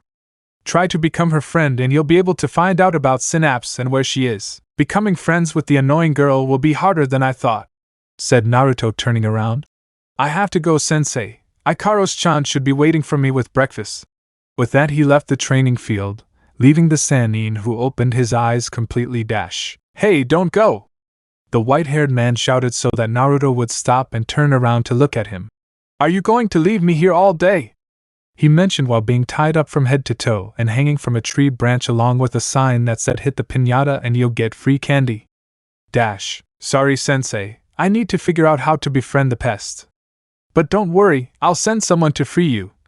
Naruto said with a foxy grin as he walked away, leaving Jiraiya hurling curses at his student for abandoning him. Godame Hokage's office. I hate having to do this, Sarutobi-sensei. How could you have put up with this work for so long?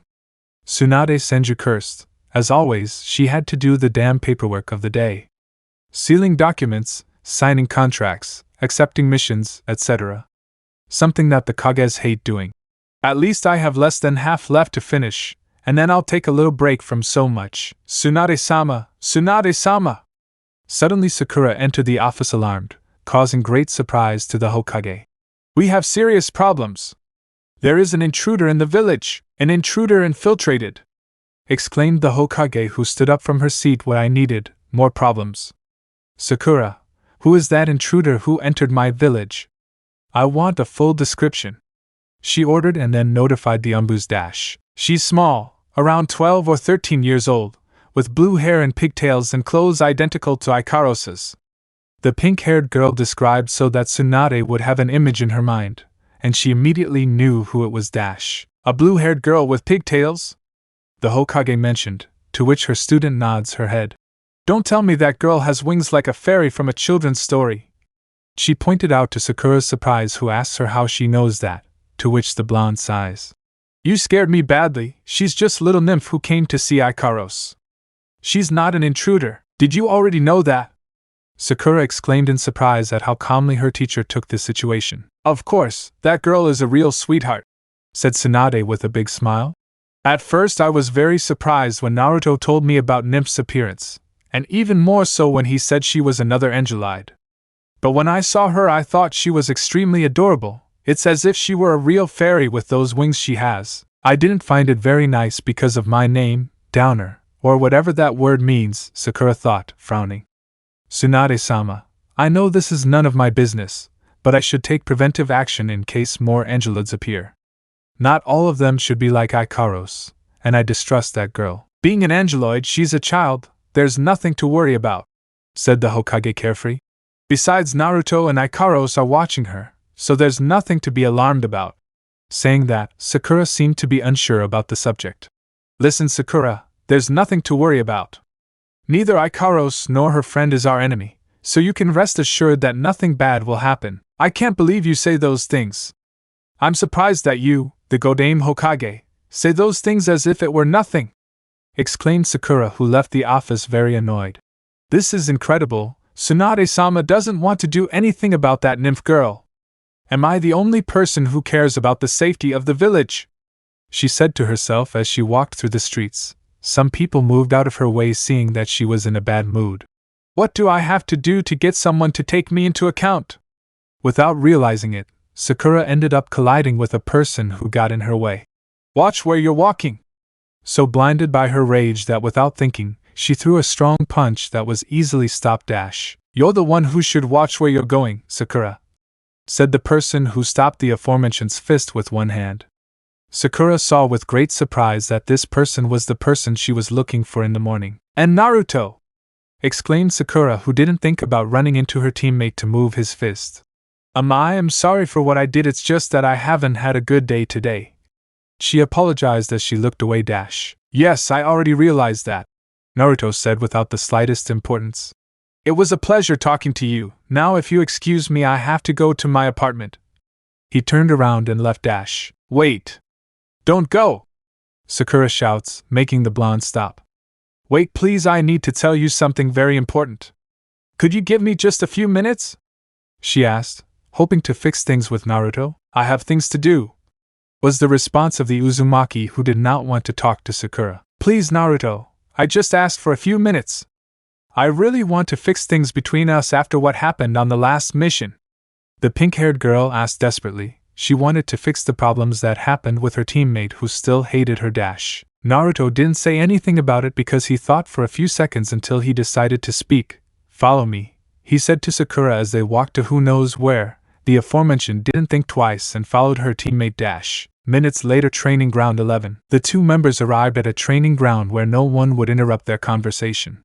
Sakura wondered why they didn't go to the one they usually used, but deduced that her partner didn't want to go there for personal reasons. Once there, neither of them said a single word, which made the pink-haired girl very nervous, as she didn't know what to say at that moment. Okay, let's get started. Naruto was the first to break the silence as he crossed his arms. Well, I just want to know, how are you today? Sakura asked, somewhat nervous since they hadn't been able to establish good communication since they returned from Suna. I'm fine, but that's not what I mean, the Uzumaki pointed out, knowing what she was thinking. I know perfectly well what you came to talk about, so say it, he said without missing a beat. Why did you hide from me that Sasuke-kun was in the bingo book as a nuke-nin? Asked Sakura, who gathered her courage, but at the same time looked away with some sadness. It's simple, no one trusted you since then, Naruto responded sharply, which hurt Sakura a lot. You would be shouting to everyone that Sasuke is innocent and that you would do something stupid, or am I wrong? But it's just that Sasuke-kun is our teammate. I just wanted to help him get back home, show him that he was wrong and that he doesn't need Orochimaru, Sakura mentioned, looking at Naruto. You call that wretch our teammate? As far as I remember, he never cared about teamwork. He just wanted to show how strong he is for being an Uchiha, said Naruto, who started to get annoyed. You may still believe that Sasuke is innocent, but what Shikamaru and I saw was clear that he deserted on his own to fulfill a foolish revenge that would never be carried out. Saying that, the pink-haired girl lowered her head since she was partly right, but according to her heart, she still believed that there is some goodness inside Sasuke. She just had to get that goodness out of so much hate. I know you don't consider me a good friend anymore, but you still consider me a companion, right? Sakura asked, looking at Naruto. That question was somewhat ill-timed for the Uzumaki. He had expected the pink-haired girl to continue defending her beloved Sasuke-kun more than anything else in the world. Now that he thought about it, did he still consider Sakura his teammate? Did he still trust her after what happened at the Valley of the End? The truth is, I can't trust you or Kakashi anymore, was his response that devastated Sakura. With everything that's happened, I don't really want to be part of Team 7 anymore. Naruto, what happened to make you distrust your own team? We're very worried about you. You were never so rude to Kakashi-sensei and me. You were the one who motivated the team, Sakura mentioned, looking at her friend for the sudden change he had. What happened? What happened? I'll tell you what happened. You abandoned me. You and Hatake forgot about me that day I was hospitalized. The Uzumaki raised his voice. Little by little he was beginning to lose his remaining patience. I always visited you when you were in the hospital, Sakura exclaimed with some tears in her eyes. I always came to see you and Sasuke-kun when you were recovering from your injuries. Even Kakashi-sensei accompanied me. We had fun from time to time when I visited you, she said, but Naruto didn't care at all. If you don't believe me, ask Ino or Tsunade-sama, even Jiraiya-sama, who saw us from time to time. Never say that again, because never. I'm not talking about those times, I'm talking about what happened after the recovery mission. Naruto interrupted so that the pink-haired girl would remain silent. That day I almost died at the hands of your dear boyfriend. You never came to see me while I was recovering, nor did you worry about my health. The only thing you two were worried about was Sasuke being back. Sasuke-kun, did he try to kill you? That's not true. He would never be capable of doing something so horrible. That's just a lie, the pink-haired girl denied with all her might. Well, believe it, your Sasuke tried to kill me to prove who is the strongest of the two, said Naruto again, starting to get angry for remembering that day. That bastard wanted to have the Maguekio Sharingan at the cost of my life. Now answer me, do you still believe that bastard was being manipulated by Orochimaru? You know very well that the Sandaime Hokage had said that the mark on his neck influenced him to do those things, Sakura pointed out, defending the person she loves. You insist on that again. It's just an incorrect assumption, the Uzumaki pointed out. Jiraiya-sensei is a sealing expert. He knows perfectly how the curse seal works, which only increases power and his chakra. It has never influenced people. I know this because I have seen with my own eyes what that seal does. The harsh words only hurt Sakura more, as she couldn't believe what she was hearing. The truth about Sasuke's desertion, Naruto's hatred for her, and her sensei, did this mean that Team 7 would never be the same again? Well, it was clearly not, judging by the way things were going between the remaining members. If that's all you have to tell me, then this conversation is over, Naruto declared, no longer wanting to continue with the topic, turning around to leave the training field. Naruto, wait, please, I beg you. Tell me what I should do to make you forgive me. How can we fix things? Sakura asked while Naruto walked without stopping, leaving Sakura behind and without looking at her. There's nothing you can do, you and Hatake were the ones who threw me away for a bastard. Naruto yelled without looking at the pink-haired girl. Do me a favor and never talk to me about Team 7 again. That damn team is dead to me. With that, he left the training camp, leaving behind a devastated Sakura who fell to her knees and began to cry. No matter how hard she tried to fix things, Team 7 will never be the same again. Hours later, Konoha's main entrance. Izumo and Kotetsu were in the booth located at the entrance of the village to receive visitors who came from outside. A very boring job for any ninja. But for the two Chunin it was a job that they were both used to doing because they could sleep during their shifts. But their rest would be interrupted when they saw a suspicious person wearing a black hooded robe enter through the main entrance. They thought it could be an enemy invading the village, but they noticed two things. The first is that the suspect walked with difficulty, and the second is that the robe looked damaged and had light blood stains. When that mysterious person managed to pass through the entrance, he fell to the floor, and immediately the two Chunin of Konoha acted and approached to investigate who it was. Hey, are you okay? Please say something, Izumo asked, moving the person's body. He then removed the hood to reveal the identity of the suspect, who was a girl, or rather, a kunoichi who was badly injured. What happened to her to put her in that state? Asked Kotetsu as he examined the kunoichi, who was surprisingly still alive despite the deep wounds on her body. Izumo, look at her headband, he said to his companion so he could see the headband on the girl's forehead. What is she doing in Konoha, being far from her village? It's best if we take her to the Anbus. Who knows if she's a spy pretending to be injured? Izumo pointed out, thinking it was a trap from the kunoichi. I have to talk with him. The two Chunin saw how the kunoichi was barely fighting to stay conscious. Please, I have to talk with Jiraiya-sama. The poor girl couldn't take it anymore, and ended up fainting in front of the Chunin, who were even more confused to hear that she knew the Gamma Sennin dash. The two, without thinking twice, decided to take her to the hospital to be treated by the Godame Hokage, and at the same time keep her under surveillance in case of a trap. End of chapter. Omake. Training Camp 77:42 p.m. Hello? Is anyone out there? Jiraiya shouted, still hanging in the same place Naruto left him. Please, someone help me. I have to go to the bathroom. No matter how much the Sannin shouted, there wasn't a single person around to come and help him. With his luck, maybe a group of genin nearby would hear him and free him. Damn you, Naruto, I swear you're going to pay for this humiliation. The Sannin cursed, writhing in the rope's dash. As if his luck had changed, the Sannin saw a shadow in the distance approaching him. At that moment, he thought it was Naruto, who had returned to apologize for what he had done, and that he would free him. You're finally here. I hope you have a lot to tell me, and I want you to start with forgive me, Jiraiya-sama. I'll let you write whatever you want. The white-haired man shouted, wanting to be released. Why are you taking so long? Hurry up! He shouted again. Seeing that his student was walking slowly, he also noticed that there were other people accompanying him. You brought some Irionin, huh? That's very kind of you. Jiraiya's luck didn't last long when he realized that the approaching group wasn't his student along with Irionin. He paled completely when he recognized that person as an annoying Anko Mitarashi along with Kurenai Yuhi, Yugao Yuzuki and other kunoichis armed with sticks and clubs. But what terrified him the most was that Tsunade was among the group, and that she had a huge sadistic smile on her face. Well, look who we have here. A large piñata so we can all have fun, said the snake tamer, seeing Jiraiya struggling with all his might to free himself from the rope, but it was impossible, and if he managed to free himself he would have no chance of escaping as he would be surrounded by the females who prevented his escape dash. Ladies, what can I offer you, he? Jiraiya asked, pretending to be very innocent dash. Well, we came to have fun with you when they told us you were back spying on the hot springs, answered the Hokage, so that Jiraiya could only curse under his breath at Naruto, who should have informed them all. It seems you're never going to learn, huh? Ero Sennin, he said while they all prepared to give him an unforgettable beating. So, any last words? She asked, so that Jiraiya let out a not very manly scream of terror.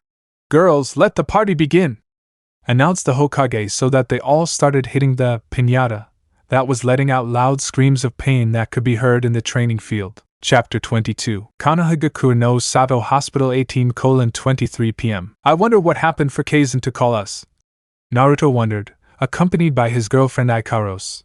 Both of them were dressed in casual clothes because they had a few days off by order of the Hokage. "I hope she's not upset about what happened yesterday with Haruno," he said as they walked through the hospital corridors. "Masuta, what happened yesterday between you and Sakura-san?" asked the Angelud, wanting to know what happened, to which the Uzumaki just let out a sigh. "A lot of things that happened between us about Team 7's past," she began to explain. "You see, our team wasn't the best, so to speak. From the beginning, we were very dysfunctional and didn't work very well together. Over time, things between us improved and we trusted each other, but all that changed when Sasuke started to get jealous of how I was beating him.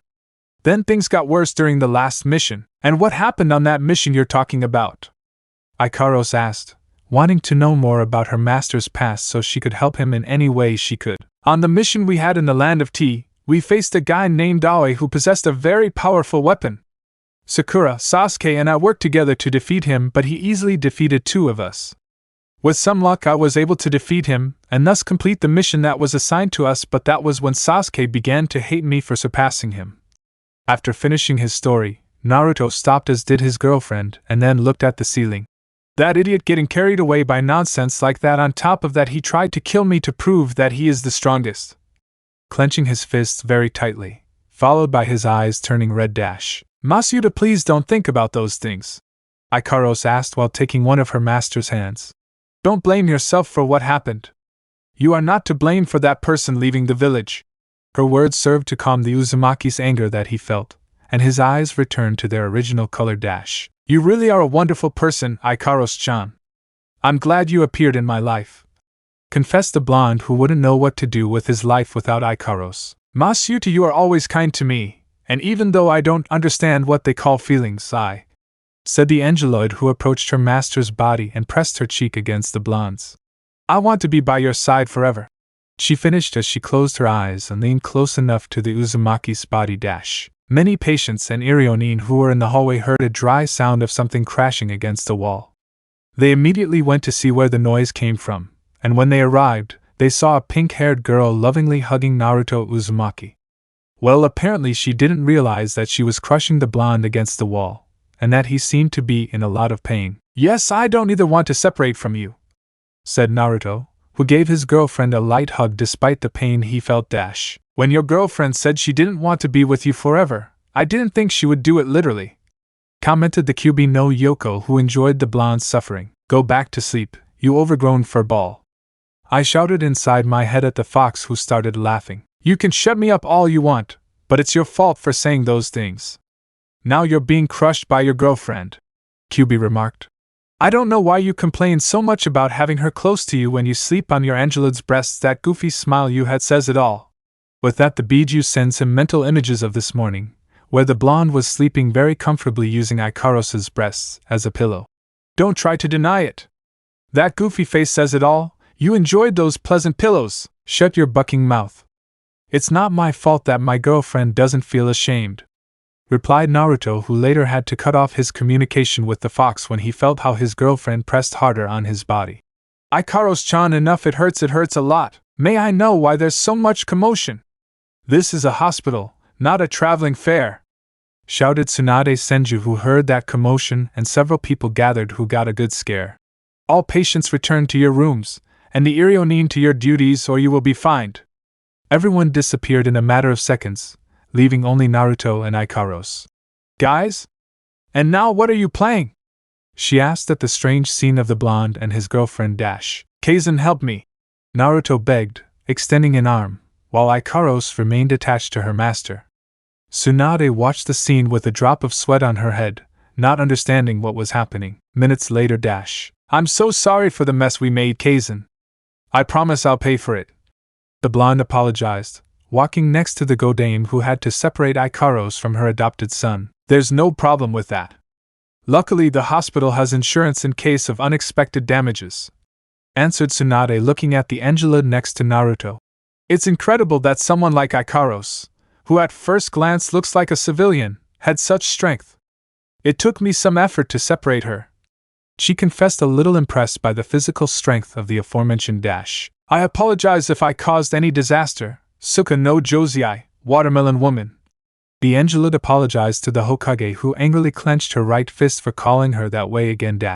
And there's no need to apologize, dear, said Tsunade with a slightly crooked smile. I wouldn't hit you right now because you're my son's girlfriend. And the only person in the world who can bring me all the free sake I ask for. Thought the Senju, who calmed down a bit. Look guys, the reason why I called you is because of what happened yesterday at the main entrance of the village. Those in charge of surveillance saw a person who arrived in very bad condition, and it's a miracle that with her injuries she made it here alive. But that's not the point of why I called you, she informed the two members of Team 7 who were listening to her. It turns out that that person is a kunoichi who comes from Kumogaku no Sato. From Kumogaku no Sato? Naruto didn't expect this news, especially if it's someone from Kumo. But why did he come here in the first place? Wouldn't it have been better for him to go ask for help in his village? The thing is, that kunoichi kept repeating Jiraiya's name when they brought her here, was the Godame's response. So I figured if she knew that perverted idiot, maybe you know her. You were in Kumo for a while to complete part of your training after all. You're absolutely right about that, the Uzumaki pointed out. During his stay in Kumo, he met many people, both shinobi and kunoichi, but the question is, who is that person? And how is he? How serious are his injuries? Better you see for yourself. We're almost at the room where she's resting, Tsunade said, leading the young people through the hospital corridors.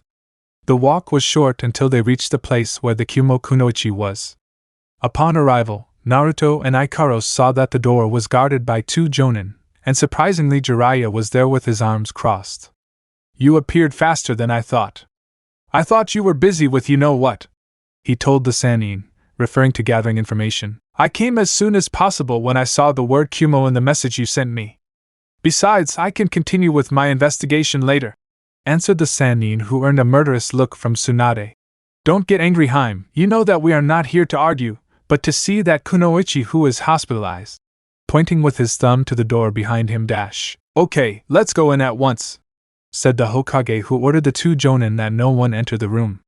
Once inside, Naruto and Jiraiya saw something that left them speechless. Here you have the kunoichi of Kumo, pointing to a 19-year-old girl with straight blonde hair lying on a bed. She was connected to several machines to monitor her condition by the bandages she had on her arms and head, as if she had been punished in the worst possible way. Naruto and Jiraiya, when they saw her, opened their eyes wide. As I told you before, it is a true miracle that she is still alive and made it to the village. The poor thing has many broken bones and some fractured. She lost a lot of blood from her injuries and internal bleeding.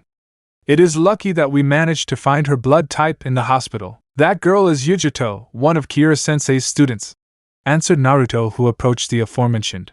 How did she get into that state?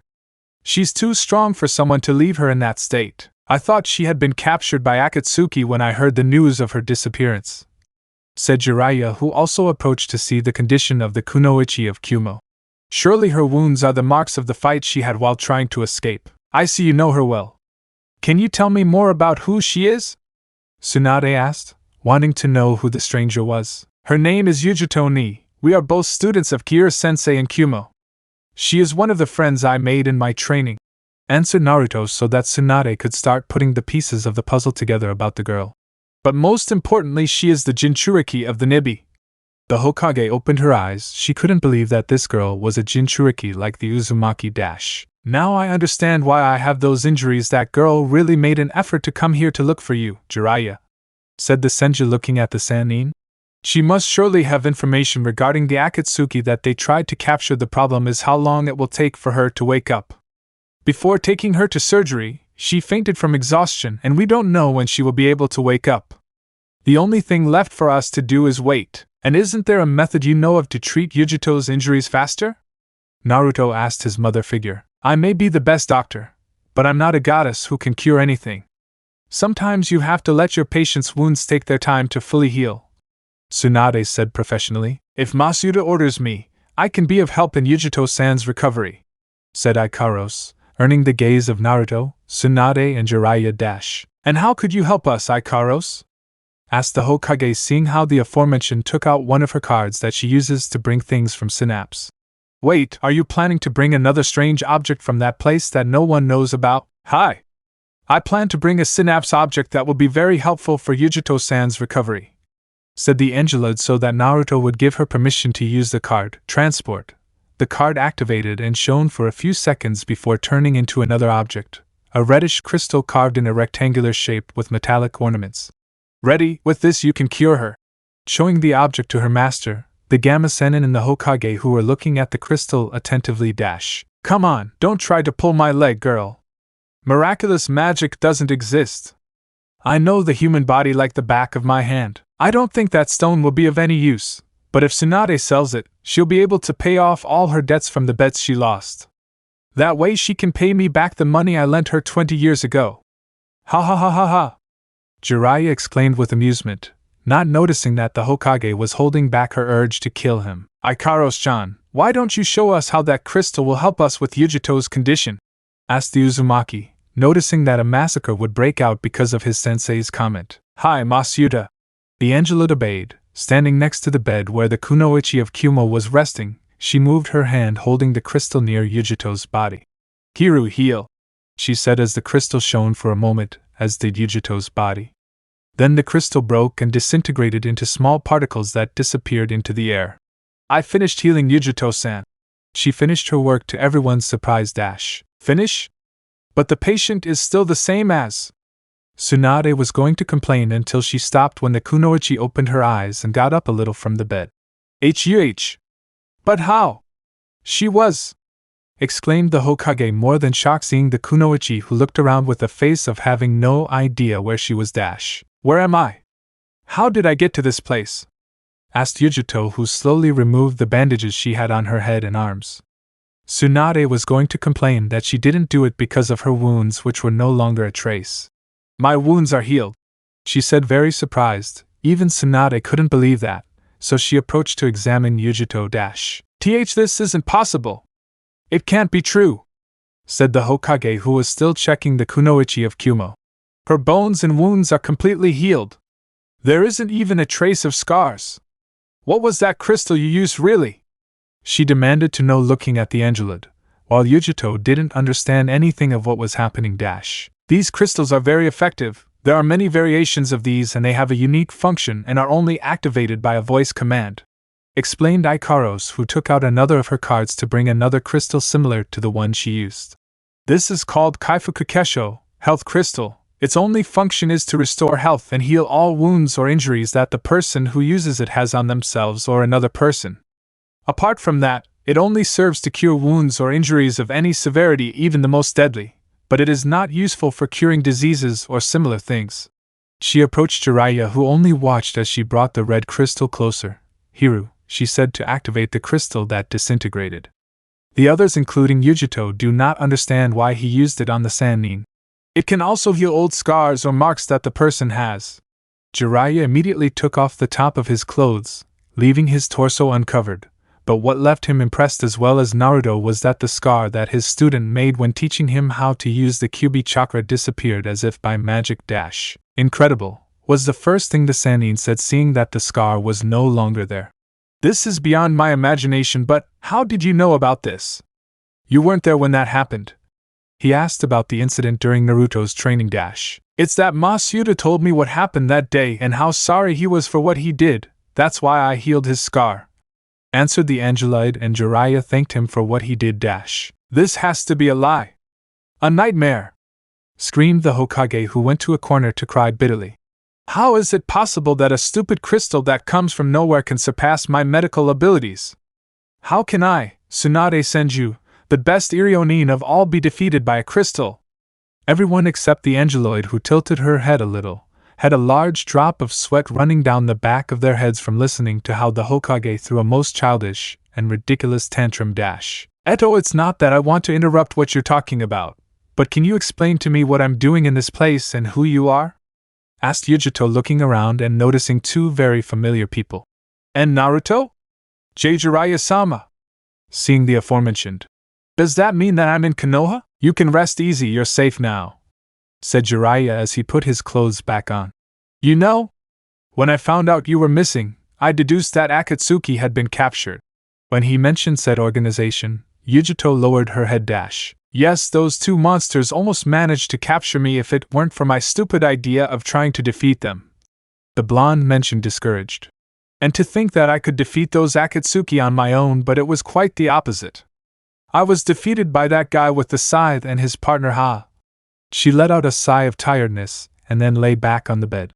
Kira-sensei will surely be upset with me.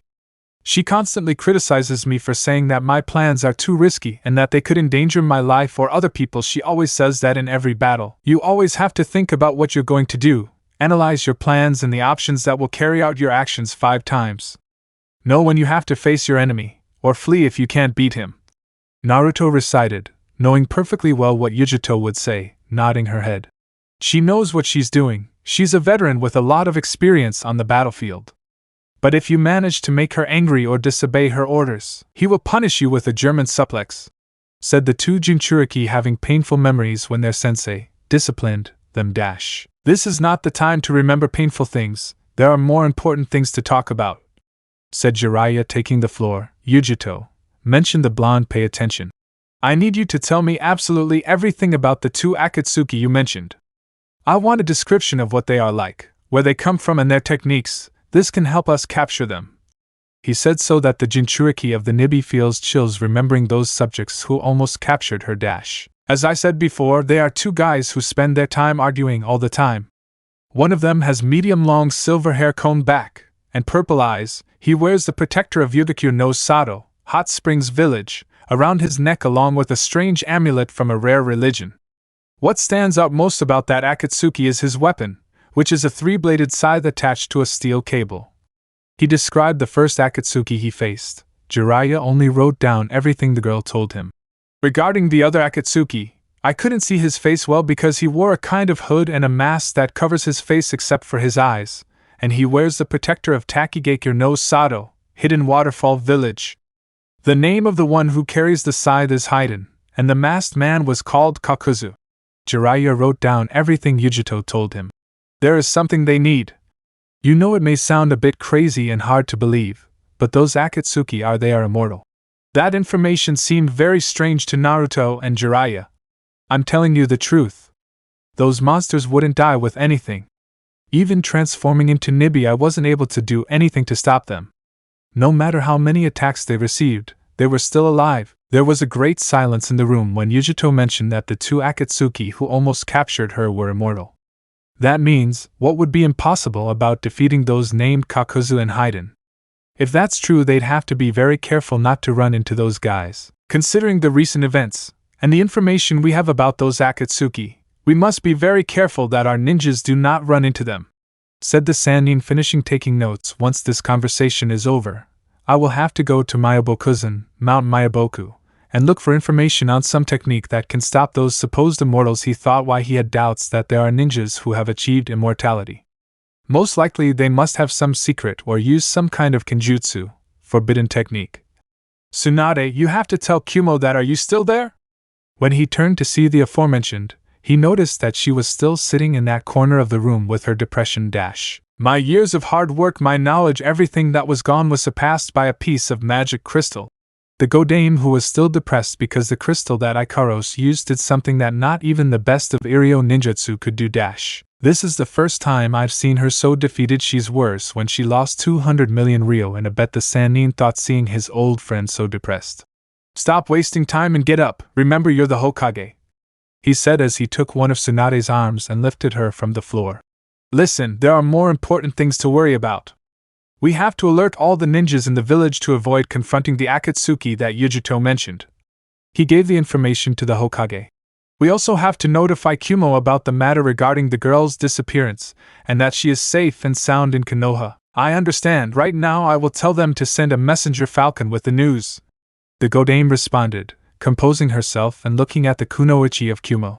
For now you will be under the protection of the village until they come looking for you. So feel comfortable while I look for a place for you to stay temporarily. Thank you so much, Hokage-sama. I really appreciate what you've done for me. Yujito thanked them for the kindness they showed her. Then she focused her attention on the Uzumaki. It's good to see you again, Naruto. Things have been a bit boring since you left the village. The times you were chased by Raikage-sama. Ha ha ha ha ha. She started laughing at the blonde who lowered his head. As she hated when they reminded her of the Reiki's murder attempts, all for being an overprotective father. By the way, who is that girl with you? Pointing at Ikaros. Right, it's the first time they've met, said Naruto. She's Ikaros, she's the new member of my team and the person who healed your wounds. Introduced Ikaros to Yujito. Nice to meet you, huh? Just as the blonde was about to thank the pink-haired girl, she suddenly froze when her gaze fell on the girl's bust, which was much larger. Something inside Yujito shattered like glass, and that was her pride. Yujito?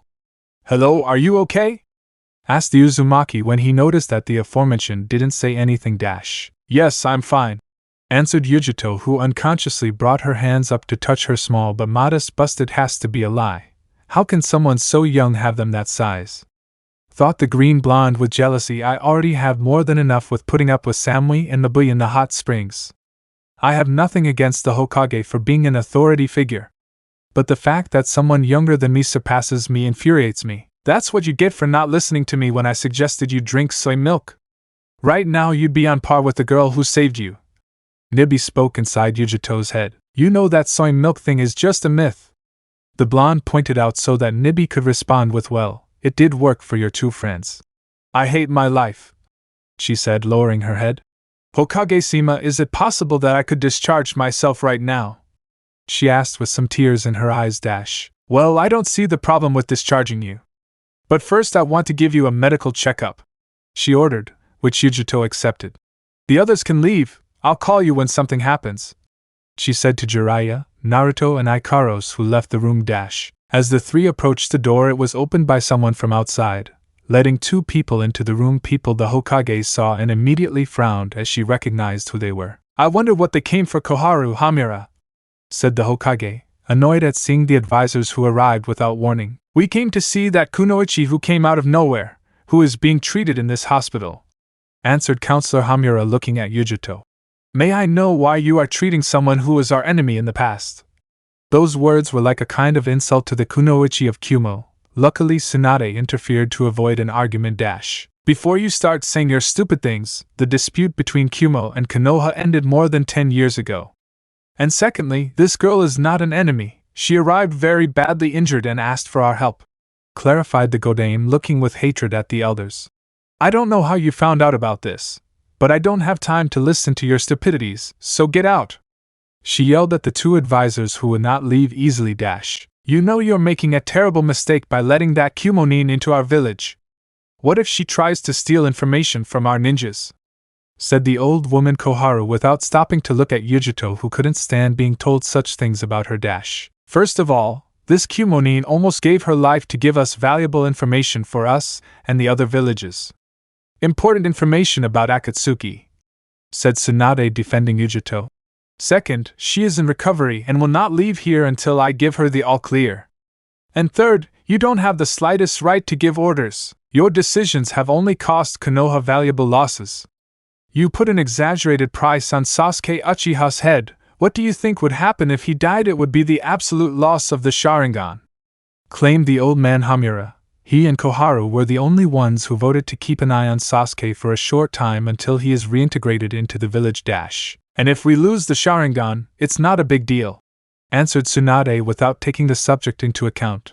We have the best ninjas that Konoha can count on. We have them from the other clans, and the alliances that we have achieved thanks to one person. Looking at her adopted son. If we lose the Sharingan, we still have the Byakugan of the Hyuga clan. So it's not a big loss. Well, I think it would be for Orochimaru, who only wants to have the Uchiha's eyes. Do you think this is a joke? You know perfectly well that without the Sharingan, the village could. Hamura spoke, who was silenced by the cold metal on his neck. He looked to his left at Naruto, who had his Raijinkan activated, threatening to cut his neck with the blades of his Raijinkan weapon. Uzumaki, what the hell are you doing? Demanded the old woman Koharu, who was also silenced when Jiraiya imitated the same action as her student with a kunai. Tsunade, do something! She ordered the Hokage, who seemed to be enjoying the scene. Of course I'm going to do something, and that is to remove you by force, said the Godame, snapping her fingers so that two Anbus appear in the room. I want these former counselors to be taken away from my presence. From today on, You are no longer part of the Konoha Council for disobeying my orders. She ordered, leaving the two elders who were held by the arms by the Anbu's furious dash. You've lost your mind, Tsunade! All you'll do is bring misfortune to the village! Hamura shouted, trying to free himself from the Anbu's grip. You have no right to relieve us of our duties! Koharu pointed out, in the same state as Hamura. It seems that age is affecting your memory. It turns out I have the power to relieve you of your position and elect 2 new counselors, added the Godame with a smile. Sarutobi-sensei was a bit soft in letting you take part of the control of the council, but this will not happen again under my command. Anbus, take them now, and if they refuse to obey you are allowed to use brute force, ordered the masked men, who immediately took out the elders who swore to take revenge one day. Once they took the former counselors away, Tsunade let out a great sigh of relief. Finally, I couldn't stand those mummies for another second. You did something for sure. Sarutobi-sensei would be happy to have seen it with his own eyes.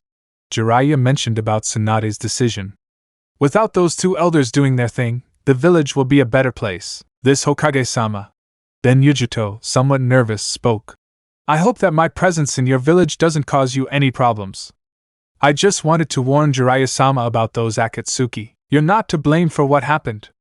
Those advisors asked for it by defying my orders. Tsunade said so that Yujuto wouldn't feel guilty. What you did was brave but risky, to make a long trip all the way here to give us information about the enemy. This will undoubtedly save many lives. With that said, the kunoichi of Kyumo felt better. I'll bring you your uniform and your equipment so you can change. You'll stay at Naruto's house until you recover. Kaisen, I don't think it's possible for Yujuto to stay in my apartment, said the Uzumaki, putting a hand behind his neck. I don't have many rooms. Ikaros-chan and the annoying girl are staying with me, so there's no room for Yujuto. Don't worry about that detail. I already had in mind about the little space you have in your apartment, said the Hokage, who took out some keys to throw them in the air for Naruto to catch. These are the keys to your new home that is already finished. I was thinking of giving it to you in a few days, but Yujuto needs accommodation until Kyumo sends someone. Today we will go for your things so you can move immediately. She finished with a big smile on Naruto's face. Today they would give him his new home that he deserves so much. Chapter 23. Is this the right direction? Naruto asked, surprised by what he was seeing. In fact, he couldn't even believe what he was seeing with his own eyes when Tsunade led them to where they were now. I've told you 10 times, this is the right address. Do you think I'd forget where your new home is? The Godame Hokage asked her adopted son, and it's not that, I just didn't expect it to be so big. The blonde replied, looking at his new home, which was a sort of 3-story mini-mansion instead of a normal house. Masuda's new home, Ikaros said, looking at the large mansion while Nymph remained silent. What do you think of your new home? The person in charge of building this wonder is none other than Tazuna from the Land of Waves, Tsunade mentioned, much to the blonde's surprise. I had heard that thanks to you, his country rose from the economic crisis with the death of Gato. So I contacted him so that he could be in charge of building the new home for the boy who helped him, and he gladly accepted the job.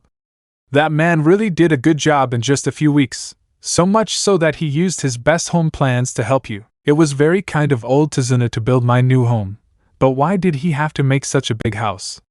Isn't a normal house enough for you? The blonde thought, looking at the mini-mansion. It's somewhat big, very big for my taste, was the opinion he gave.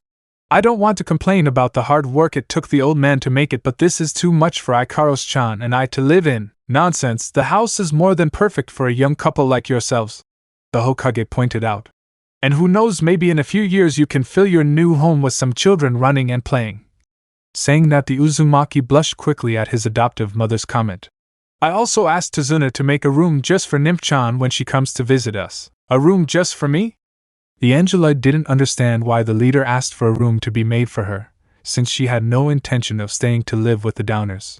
I don't plan on staying to live in this village, much less under the same roof with that beast, she declared, pointing her finger at Naruto. Don't say such things, little one. Maybe in the past my son acted like a huge idiot who called me back on all the time, said the Godame, while the mentioner felt a little offended. But he is a kind-hearted person who cares about others. And I'm sure he likes you even if he won't admit it. Yeah, right, the day I'll like the annoying girl will be when Teen gives her virginity to Orochimaru, thought the Uzumaki, looking at Nymph with a sour face dash. Aside from that, I'm glad to see you from time to time, and you're too kawaii. Squealed the Senju, who couldn't resist the urge any longer, and hugged Nymph in a strong bear hug while her face was between the blonde's enormous breasts dash. MMMPHH. MMMPH MMMPHHHH MMMMPHH. Nymph only gave muffled screams due to the enormous bust of the Hokage, added to her great physical strength, which took away all the air the blue-haired girl had left dash. You are so cute and adorable that it makes me want to adopt you as my second daughter, said Tsunade without stopping hugging the blue-haired girl. Naruto, what do you think about me adopting Nymph and making her your new little sister? What do you think? She asked the blonde, who put on an expression that he didn't like the idea dash. I would rather go without ramen 1,000 times than have that annoying girl as a little sister, was Naruto's answer, which was a resounding no. MMMMMPHHHHHH. Nymph continued screaming until she finally managed to free herself from Tsunade's deadly hug. Damn, I couldn't breathe, she exclaimed as she quickly hid behind Ikaros. PPP, protect me, Alpha. That downer is trying to exterminate me with those enormous things she has. She pointed with her finger at the Hokage's enormous Megumbos dash. You continuing to avoid me only makes me want to hug you more and never, ever leave you, Tsunade said, finding it very tender the way Nymph rejected her dash. Aya! Alpha, that downer is harassing me! The Angeloid screamed, scared that the Senju would hug her again dash. Don't be scared, Nymph. Suka no Josei is not someone bad, nor can she hurt you, said the pink-haired girl to calm the scared Angeloid dash. Hey, you're not fooling me with your words. I'm sure those huge balls of fat are deadly weapons, insisted Nymph, who hurt the Godame with her words, then turned her gaze to Ikaros's bust while she stepped back in fear. You are also equipped with those big bulges, pointing to the pink-haired girl's breasts, who didn't understand what she was told dash. I can't believe a little girl is scared of my breasts, Tsunade said, surrounded by a depressing aura. It sounds to me like someone is jealous, said Naruto in a mocking tone. You may be an Angelide, but you look like a girl in every way. His words made Nymph get angry, and she retaliated by kicking him, but the blonde just dodged by moving at high speed. Ha! Nice try, annoying, but you're still a long way from even touching me, he mocked the blue-haired girl, who snorted in annoyance. But the blonde's fun ended when Tsunade gave him a good smack on the head. ITTEE! That hurt me, he screamed in pain dash. You deserve it for making fun of this poor, innocent girl, said the Hokage, defending the blue-haired girl, and at the same time hugging her again protectively, causing the blue-haired girl to panic as she was very close to the blonde's enormous breasts. I hope you treat her well while she lives here, because if you don't, I'll force you to do D-rank missions, the ones you have to do so much for the next 4 months. She threatened the blonde, who put on a scared expression dash. But I already said I don't want to live with that beast, Imp said again, separating from Tsunade, who pouted slightly dash. Anyway, Naruto, you better take good care of Nymph or you'll be doing D-rank missions, she warned the aforementioned, who reluctantly had to accept. Very well, I'm glad to know that things can be fixed by talking in a civilized manner. She didn't notice that both Naruto and Nymph were shooting murderous glances at each other. Now if you'll excuse me, I have to go back to the office. I still have work to do and Shizen is waiting for me. By the way, Naruto, I have something to talk to you about, she said in a rather serious tone. Tomorrow I will give Yujito her medical discharge, and she will stay at your home until they send a search party from Kumo, and she returns safe and sound. Ikaros-chan and I have no problem with that. Yujito is a good friend and we can take as long as she needs, Naruto answered while the pinkette nods her head. Tsunade was not satisfied and stared at her son, waiting for him to say something else. The blonde understood that look and just sighed what it meant. I'll also take care of the annoying girl, he added, but the Hokage sent Naruto a piercing look, who felt chills. D1 mean, I'll take good care of Nymph, he promised, and that Tsunade calms down. I hope you keep your word, little boy, said the Godame with a commanding tone that scared Naruto. Then she changed her expression to one of tenderness dedicated to the blue-haired girl. See you soon, Nymph-chan. She said goodbye to the girl, who hid behind Ikaros again for fear of the blonde. Oh, she's such a sweetheart when she plays hard to get. With that she left the place, leaving the 3 boys alone. That woman is terrifying. Just like her enormous breasts, I don't want her to hug me again, said the blue-haired girl, who apparently began to fear the Hokage's enormous bust. And you haven't even seen her when she gets angry. If you just provoke her, it's best to give up on her because just her punches would break her bones. Naruto commented. Hey nymph, he called the attention of the aforementioned. I know very well that you don't like me at all, and I don't like you either, but at least let's try to be peaceful while you stay in the village. What do you say? He asked, wanting to be peaceful with the blue-haired girl who stopped hiding behind Ikaros. Never. I will never get along with mere downers, much less with a beast like you, Nymph declared, looking at the Uzumaki with contempt. It's a shame you say those things about me when I just want to give you a hand, Naruto replied, pretending to be hurt by Nymph's words. And to think that if we made up, I would give you all the snacks you like so much. As she said that, Nymph imagined eating those delicacies that the beast brought her as payment for taking care of her apartment. Or protect you from Kaisen, who will surely come to visit you daily to hug you. Nymph's eyes widened when she heard that the blonde woman with the enormous bulges would be coming to visit her every day.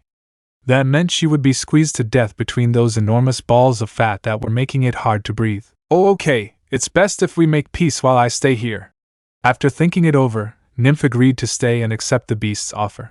But in return, you must let me know when that terrifying woman arrives so I have time to hide. I also want some of those snacks you gave me, and it's not like I like them, I just like the taste of sweets, she mentioned, blushing slightly. Sundara thought the Uzumaki, seeing the blue-haired girl's attitude. As you wish, I'll do whatever it takes to protect you from Kaisen. Now we must return to my apartment and start moving. With that said, the young people walked back to the apartment. 1 hour later. With the help of 50 Kage Bunshin, Naruto and Ikaros carried everything that was in the old apartment in boxes to the new home, all before the expectant gaze of Nymph, who could not believe that the beast could multiply. How is it possible that a downer can do that kind of thing? It's impossible for them to have the ability to multiply, she said to herself while watching the Naruto clones bringing all the boxes into the new home.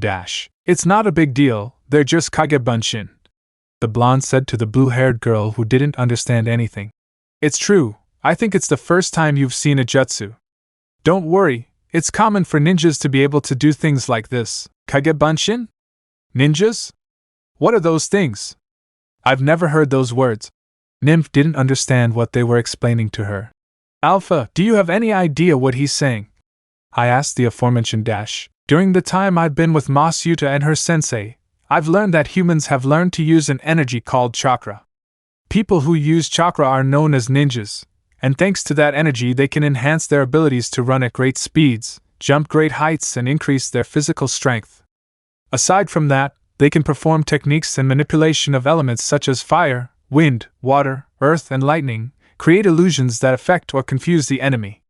Yuta can use Raiton in battle and use Kage Bunshin to create clones that can be used for anything on missions, explained Ikaros. During the time since she met her Yuta, she understood what ninjas do as well as chakra and its functions. Can the downers do that kind of thing? This has to be a joke. Nymph thought, believing it was a lie. I can't believe those ninjas can do all that. Only the new generation Angeloids can do anything. Then she looked at the Uzumaki clones who were still doing their job. But if that beast can create clones, what other things can these ninjas do? I have to find out about the matter and warn my Yuta. Hey Nymph, is something wrong? You've been very thoughtful since we left the apartment, asked Naruto, noticing how quiet the brunette was, and she answered with a nothing's wrong. If you say so, said the latter, deciding to take the girl's word for it. Minutes later, the blonde and his clones had finished entering. We're done for the day, thank you very much, guys. He thanked his clones, who disappeared in an explosion of smoke that left the brunette surprised.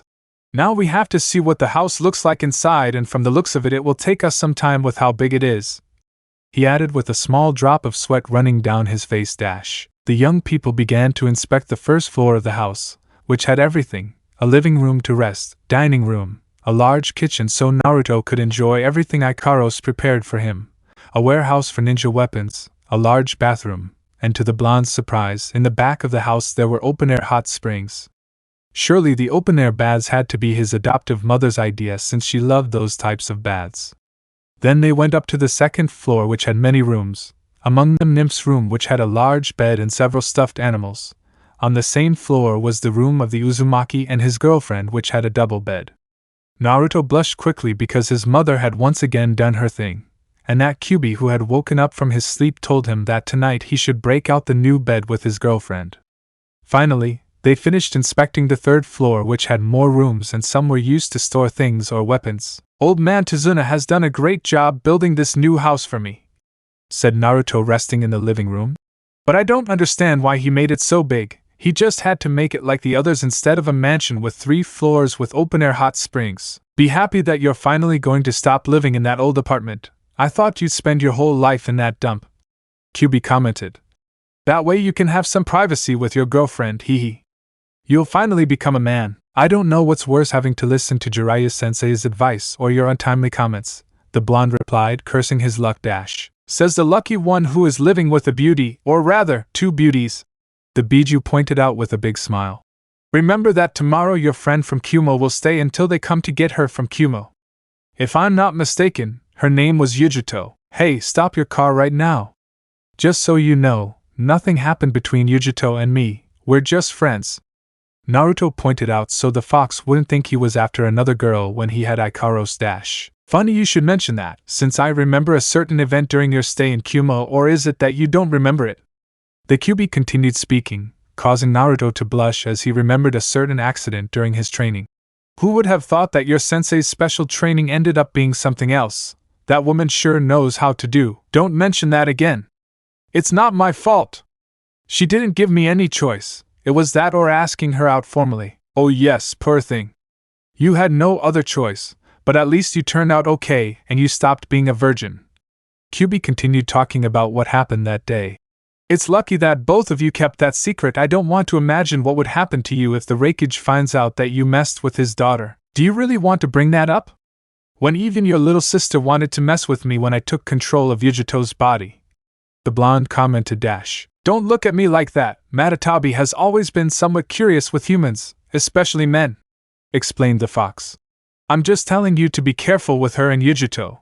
If that girl has listened to my sister's advice, I advise you not to let your guard down, or you'll end up in the same situation as your sensei." "Damn, now I have to be careful with Yujuto," said the blonde, who began to regret having his friend from Kumo in his home, although if he thinks about it, she never behaved like his sensei. "Hey, do you really think Yujuto is like Nibi? She's kind and she's a great friend for her to be influenced by perversion. Now that you mention it, at that moment my sister took control of her Jinchuriki's body so she could get close to you. That explains why she was acting so mushy at that moment," the Biju pointed out, realizing. "I should have realized it at that moment, or at least warned you. Next time I'll be on the lookout in case it happens again." "Wow, things are getting complicated. I never imagined I would have to take care of myself from the love of a Biju," Naruto commented, seeing that his girlfriend arrived in the room. "Masuda, are you okay? I heard you scream a few minutes ago," asked the pink-haired girl who had just finished her work in the kitchen. "It's nothing, Ikaros-chan, I was just having a conversation with myself," answered the blonde. "By the way, have you finished putting all the things in the kitchen in their place?" he asked his girlfriend, who nods her head. "Well, that's it. Where's Nymph? Wasn't she with you in the kitchen?" he asked, believing that the blue-haired girl was eating some of the snacks they bought on the way during the move. "She's in her room right now. She said she wanted to be alone for some time," Ikaros replied, remembering what the blue-haired girl told her when she went to her room. "Can Angelids get sick?" asked Naruto, to which Ikaros tells him that it is not possible. "Maybe eating too many snacks caused her stomach ache. Later I will bring her some medicine to calm it down," saying that she got up from her seat. "Ikaros-chan, what do you think if tomorrow we have a small party to inaugurate our new home? I will invite my friends so they know this place. Tomorrow we will have to get up early to buy everything." Saying that, Ikaros nodded her head again, so the couple continued unpacking things and putting everything in its place. Nymph's room. "I never thought that downers were capable of mastering that kind of energy." Nymph was sitting on the edge of her bed thinking about the things that happened today. About that energy called chakra that those who call themselves ninjas use. Alpha said that ninjas can manipulate the elements. Fire, wind, water, earth, lightning. Only Angelids can do the impossible. The blue-haired girl tried to find an explanation for the things she had seen. Everything she knew and remembered about the Downers contrasted with what she had seen in the last few days. Downers were supposed to be inferior beings. Downers were supposed to be weak beings. Downers were supposed to be beings that posed no threat. Those were the ideas she usually heard from the leader or master of Synapse, and although there were Downers who fit those descriptions, there were others, the so-called ninjas, who broke with that ideology. The worst part is, I'm pretty sure I haven't even seen the surface of his true power, she said to herself, lightly biting one of her fingers with some anxiety. If the beast was capable of cloning himself with that kind of ease, or thinking he could control lightning like Alpha mentioned, who knew what else he was capable of. The next day, Konoha Hospital 1:19 p.m. Thank you very much for accompanying me. The truth is I felt a little nervous about having to go to your home on my own. Yujito thanked him as she left the building with the Uzumaki, the blonde still wearing her kunoichi clothes, but she didn't wear her Kumo headband so as not to cause problems. I confess that I was nervous about what happened yesterday with those elders who called me a spy. No problem, and you shouldn't worry about what happened with those old men. Kaisen removed them from their position as advisors and they are being watched in case they try something. The Uzumaki mentioned to make his friend feel better. What matters is that now you must rest until they come to look for you. Jiraiya-sensei contacted the Reikage to send a person. While you wait, you will stay in my new home as my guest. I hope it won't be too much trouble for me to stay at your home. Yujito commented, blushing slightly. The idea of spending time at her friend's house seemed like a good idea. Of course not, you're a great friend, Naruto replied, unintentionally hurting the kunoichi who was sent to the friend zone. Besides, my girlfriend doesn't mind you staying for a while. Eto, that's good. Wait, do you have a girlfriend? Asked the kunoichi, the news falling on her like a bucket of cold water. Wow, congratulations, Naruto, commented the kunoichi with a smile, while internally cursing her lost opportunity, but at the same time she felt joy for the blonde. After all, she knew how lonely the life of a Jinchuriki could be. See? This is what you get for being shy and not declaring your feelings for him. You lost a good man. Nibi scolded, disappointed in her Jinchuriki.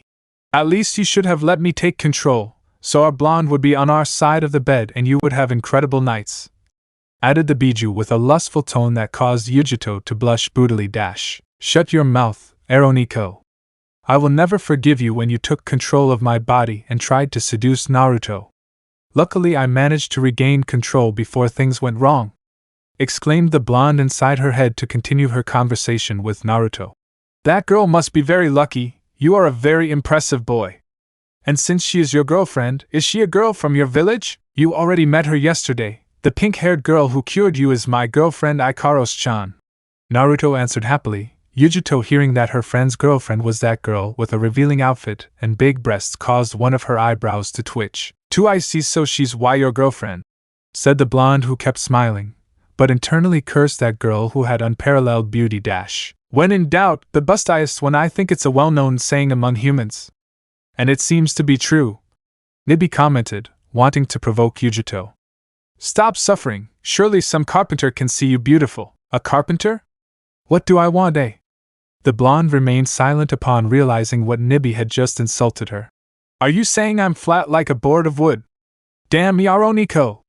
She unintentionally shouted out loud, causing all the villagers and Naruto himself to stare at her, which made Yujito blush with embarrassment. I didn't mean it like that. Are you having problems with Nibi again? Naruto asked, guessing what happened. Yujito looked down and nods.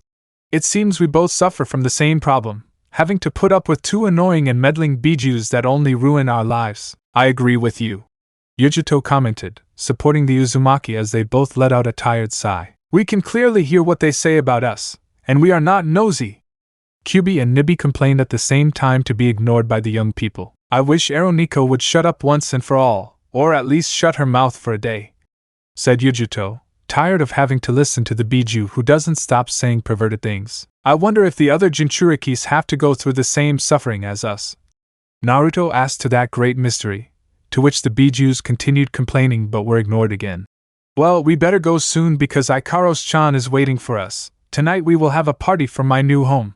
With that said, they both continued on their way to their home where his girlfriend is preparing everything for tonight's party. Chapter 25 The Party. Kanahigaku no Sato 8:00 p.m. Naruto Uzumaki's new home. How's the food going, Ikaros-chan? Naruto asked, entering the kitchen, watching his girlfriend prepare everything for tonight. The others won't be long in arriving, so we need to have everything ready. He pointed out the one who had just finished getting ready.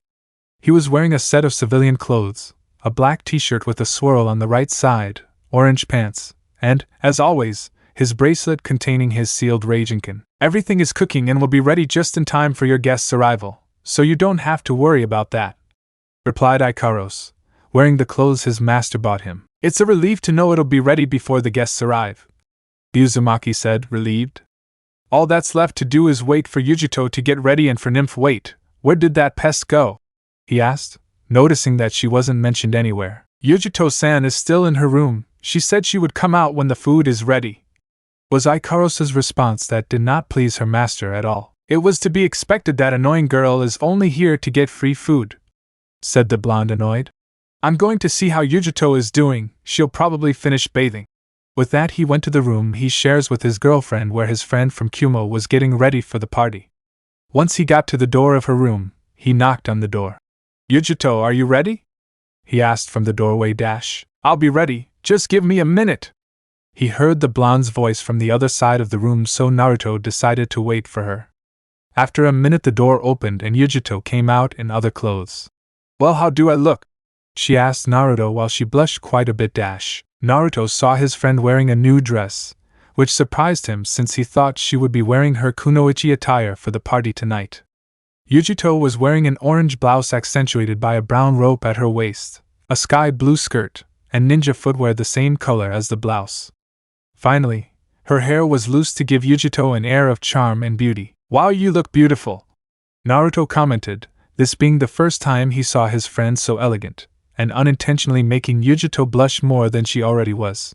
I didn't expect you to have that kind of clothes with you, but it really looks amazing on you. Thank you for the compliment, and I have Hokage-sama to thank for what I'm wearing.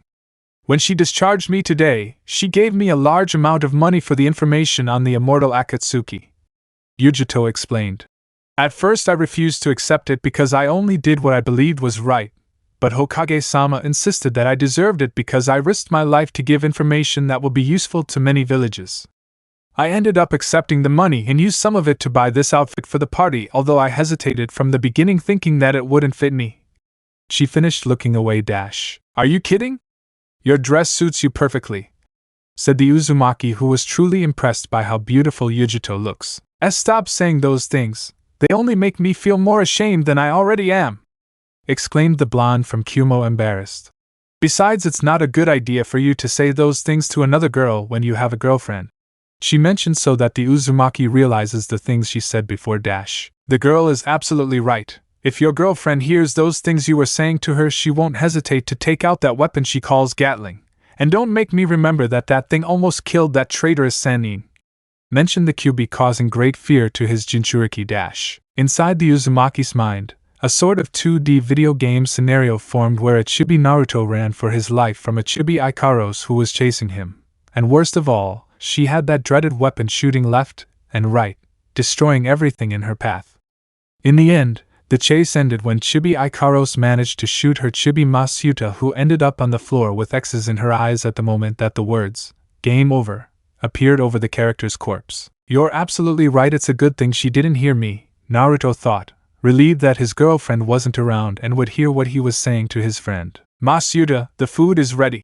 Out of nowhere Ikaros appeared behind his master, who gave a great scream of terror. Aya aya! Shouted the Uzumaki, who hid behind Yujito. How many times have I told you not to do that? You almost scare me to death, he complained to Ikaros, still hidden behind Yujito, who had a drop of sweat on her head. I'm sorry if I scared you, but I came to let you know that everything is ready before the guests arrive, Angelid announced, apologizing for her mistake. Yes, thanks for letting me know, Ikaros-chan. The blonde thanked her without moving from her protection. By the way, you didn't hear anything I said before you arrived, right? He asked, very nervous that his girlfriend might hear the things he said to Yujito. I'm sorry, but I don't know what you're talking about. I just got here and I didn't get to hear what you were talking about with Yujito-san, the pink-haired girl replied. Being honest, she didn't even have any idea what her master and the guests were talking about. I see you didn't hear anything. I'm saved. The Uzumaki thought the last thing, relieved. Thank you very much for letting us know, we'll go down immediately, he said to Ikaros, who left the place. And once the pink-haired girl left, Naruto let out a long sigh of relief. Thank goodness she didn't hear me, it would have been the end for me. From the way you talk, it seems like your girlfriend must be someone dangerous. Yujito commented, separating herself slightly from the Uzumaki. It's not that she's someone dangerous or aggressive, rather I'm afraid of what she might do if the day comes that she gets angry with me, confessed Naruto, leaving his friend a little confused. I'll tell you a big secret. Ikaros-chan is not like the other ninjas, but she can do things that would be impossible for us to do. At this point, Yujito, who seemed not to believe anything Naruto was telling her. What I'm going to say may sound stupid, but Ikaros-chan could be someone strong enough to eliminate Orochimaru if they ever had to fight seriously. At the end, the kunoichi of Kyumo was speechless that there could be someone strong enough to defeat the famous Sannin Orochimaru. This has to be a joke. Is that girl really strong enough to beat a Sannin?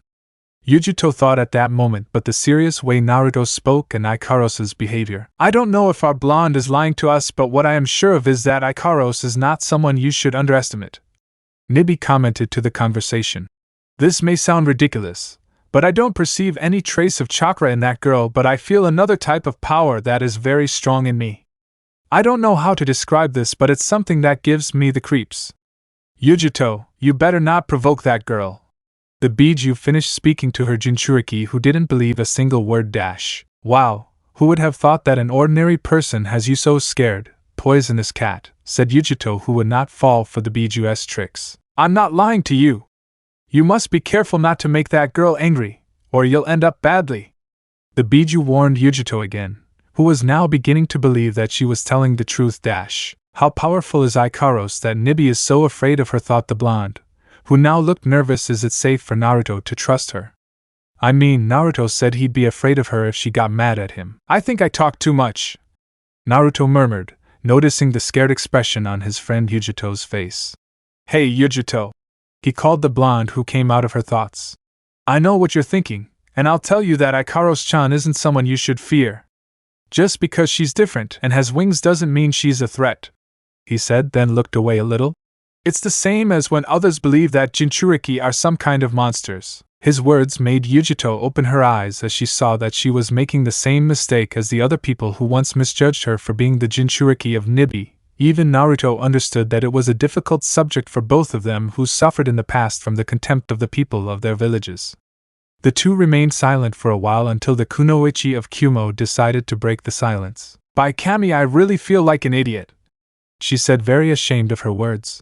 I'm sure you'll hate me for thinking those things about your girlfriend. Of course not, I would never hate you, the Uzumaki answered to Yujito's surprise. It's true that you thought all that about Ikaros-chan, but unlike someone I know, you didn't say that she was a threat or anything like that. That's why I'm not mad at me, she told her friend, who felt relieved. I also want to confess something. The reason why I tell you these things about Ikaros-chan is because I can trust you, knowing that you won't tell the others. That's why I told you the secret. I see you really trust me, said the kunoichi of Kyumo, moved and putting a hand to her heart that was beating rapidly at the warm words. You really are a great person, that's why I like you so much. She said the last part in a low voice while blushing slightly. Sorry, did you say something? I thought you said something, but I didn't hear you well, asked Naruto, who couldn't hear Yujito's statement, who realized what she had just said by accident and blushed from head to toe. Hi, nothing. I didn't say absolutely, the blonde quickly responded with her face completely red. Why, we'd better go down, the guests will arrive very soon. With that she ran off at high speed, leaving a very confused Uzumaki. Why did he leave like that? Did I say something to make him get like that? He asked himself as the Kyubi brought a paw to his face. You really are slow to notice, the fox commented, considering how absent-minded the Uzumaki can be. What did you mean by saying I'm slow? Answer me, you huge ball of fur, the blonde claimed, offended by the words of the Biju, who pretended to fall asleep. Damn lazy fox, and I'm not slow at all, he said again as he went down to the first floor and waited for his friends to arrive. Minutes later, the guests had arrived at the time Naruto had told them to. Several were dressed casually except for Niji and Rock Lee, who were wearing their ninja uniforms. Some did not attend the party, as in the case of Shino, who is doing important business with his clan. In the case of the young Jonin sensei, they could not attend because they were on missions and Kakashi was still in the hospital. Everyone was gathered in the main room trying the snacks that Ikaros prepared, leaving many amazed by the culinary skills of the pink-haired angel who sat next to her Masuda, and next to her was Nymph who simply came down to eat something. Most of the Uzumaki's friends congratulated him on his new home, but only 3 people were somewhat upset due to certain revelations over the last few weeks. A stranger won Naruto-kun's love, a stranger won Naruto-kun's love, was the mantra Hinata murmured over and over again under a blue cloud of depression when she found out that her great love already had a partner. Damn Uzumaki, having me, the great Ino Yamanaka, as a potential perfect girlfriend, but he prefers a stranger. If I had at least noticed him earlier, I would be living in this palace as Lady Uzumaki instead of Ikaros. Ino thought, gritting her teeth in frustration and jealousy of the Angelid's luck. Look at that, Ikaros is living with Naruto-kun in this palace while I'm still living and working in my family's armory. I'm going to get even with this no matter who I have to take it out on, just like the Yamanaka. Tenten was green with jealousy that Ikaros has this big house for her and the Uzumaki dash. It's an incredible thing that this place is your new home, it's immensely large. The first to give his opinion of the house was Shikamaru after the small tour inside the home. I hope it doesn't cause you any difficulty cleaning all this. It would be very troublesome. Don't mention it to me. It took me hours to check the 2nd and 3rd floors, and there are still more rooms to see, Naruto mentioned tiredly. What was Kaisen thinking when he asked for this place to be built? Just an ordinary house would have been enough, not a 3-story mansion. If we compare it to the mansion plus the Hyuga clan's holdings, this barely compares to 1/8 of their land, commented Niji, who is used to living in large spaces. I recommend that you hire a person or 2 to take care of the housework. I don't need to hire a maid to do the cleaning either. Ikaros-chan and I won't be cleaning them, replied the blonde, who didn't want to complicate his life by having someone else do the chores in his new home. This is incredible. These snacks look simple but their flavor is out of this world, said Choji with a tray of snacks in his hands. Ikaros really is a wonderful girl. She is beautiful and calm, and she cooks dishes as if they were made by the gods. It must be said that his comment only made Ino and Tenten want to strangle the fat man dash. Choji is absolutely right. Not even Hinata can reach the level of these dishes that Ikaros prepares, commented Kiba, who also had a tray of sandwiches while Akamaru devoured what the Angeloid prepared exclusively for the Nikken. You just won the best wife, Naruto. No one could match her skills. No one I know could come close to Ikaros' feet. Saying those things about the pink-haired girl, Ino liked Tenten, and surprisingly Hinata threw unfriendly glances at the Inuzuka. Hey, there's no problem that I can get more of these sandwiches, right? Help yourselves to whatever you want. We have a lot of food that the owners of the shopping area kindly gave us, Naruto commented, to the joy of Kiba and Choji, who went to get more snacks, and to think that those old voyeurs from the shopping area of the village practically gave us all their products for looking at Ikaros-chan. But I don't want to be in their place when their wives give them what they deserve for looking at my girlfriend. Inside he was dying of laughter, imagining the problems those dirty old men will have dash. Congratulations, Naruto-kun. Not only do you have a new home, but you also got a fabulous girlfriend like Ikaros-chan, said an excited Rock Lee, congratulating the blonde, who was embarrassed, while Hinata, Ino and Tenten wished that the big eyebrows would shut up once and for all. It's because as your friends, we wish that. Hey, now that I notice, who is that girl? Pointing to a blonde girl like Ino, who stayed somewhat away from the group dash. Another lizard after my Naruto Keiyuan. Ino thought with repressed fury when she saw the mysterious girl before noticing something else, and on top of that she's blonde. If you wanted a blonde girlfriend so much, here I was. Naruto, who is that girl? The weapons expert asked kindly, too kindly, since at first glance she seemed to be containing the rage she was feeling at the moment dash. The Uzumaki turned to see Yujuto standing apart from everyone while drinking some soda, and at the same time he noticed the nervous expression reflected on her face. Damn, I had completely forgotten that she gets completely nervous around strangers, Naruto thought, seeing how nervous the Kumo Kunoichi is. Hey, Yujuto! The mentioned one jumped slightly when she was named. Don't stay there alone. Come here so I can introduce you to the others, he asked the blonde, who became more nervous than she was dash. Do you want me to come closer to the others? The blonde stuttered, to which the blonde responded with a simple yes. It's no unnecessary. I don't want to be you bother. I prefer to be here. he insisted since he really didn't have the courage to approach people he didn't know. Damn it, Yujito, stop acting like a scaredy cat and have fun since we're at a party, said Nibi, encouraging her Jinchuriki. Besides, these people are friends of our dear blonde, so you can rest easy. The kunoichi of Kumo meditated on the Biju's words and felt a little more relaxed. You're absolutely right, I think I was exaggerating things a little, Yujito responded, more relaxed, which made Nibi happy. I can feel relaxed being next to Naruto. That's how you talk, Yujito. Don't let your nerves get the better of you. But I advise you to stay away from the blonde girl and the brunette with buns, Nibi warned with a tone that denoted concern. Yujito didn't understand until she directed her gaze to the two girls they described and noticed that those two gave her an unfriendly look. I've detected a lot of jealousy and hostility from those two. Stay as far away as possible. After that warning, Nibi cut off communication with Yujito. Thank you so much for those words of encouragement, Eroniko. Now I'm much more nervous than before. The blonde thanked, resigning herself to her fate, walking to where the others were and sitting on Naruto's right side. That caused a lot of envy on the part of Ino, Tenten, and surprisingly Hinata. Good evening, my name is Yujito Ni. Nice to meet you. She spoke and introduced herself to the blonde's friends, who greeted her except for the three kunoichis who just stared at her. I met Yujito during my training trip. She is a kunoichi who risked her life to bring us important information for Konoha and the other villages, explained the Uzumaki, omitting certain details to protect his identity, which worked since his friends and the girls admired the bravery that the blonde had to bring such information. So she's the one from the rumors, a kunoichi who arrived badly injured at the gates of Konoha and was taken directly to the hospital. Shikamaru spoke, gaining everyone's attention. I heard what happened from the guards watching the entrance.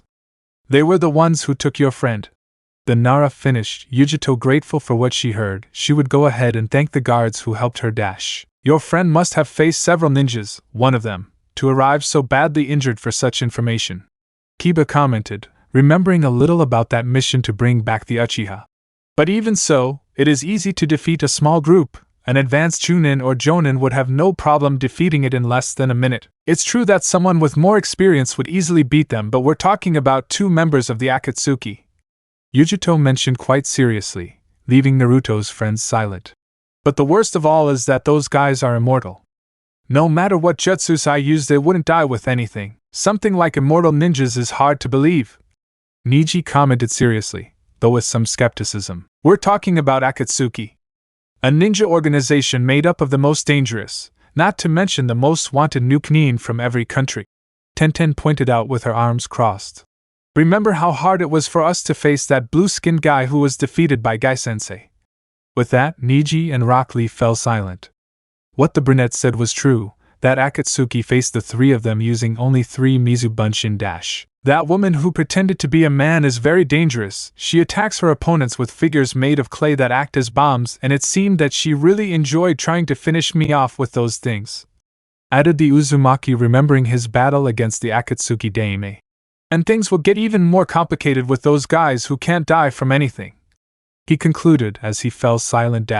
It's worth saying that his words had a profound effect on the rest of his companions, with the exception of Ikaros and Nymph, who didn't know what to say. It was ridiculous that there were 2 nukenin who couldn't die. It seemed like something out of a fictional story or something similar. Hey, don't make those faces. Remember, this is a party, said the blonde from Kumo, trying to liven things up a bit. Jiraiya-sama said to take charge of investigating those 2 nukenin and their supposed immortality. You'll see that he'll find a solution. Yujito is absolutely right. If there's one thing Jiraiya-sensei is good at besides snooping around the women's section of the hot springs, it's finding valuable information about the enemy, added the Uzumaki who knew the Gamma Sennin best. I'm sure he can find some secret to defeat that supposed immortality.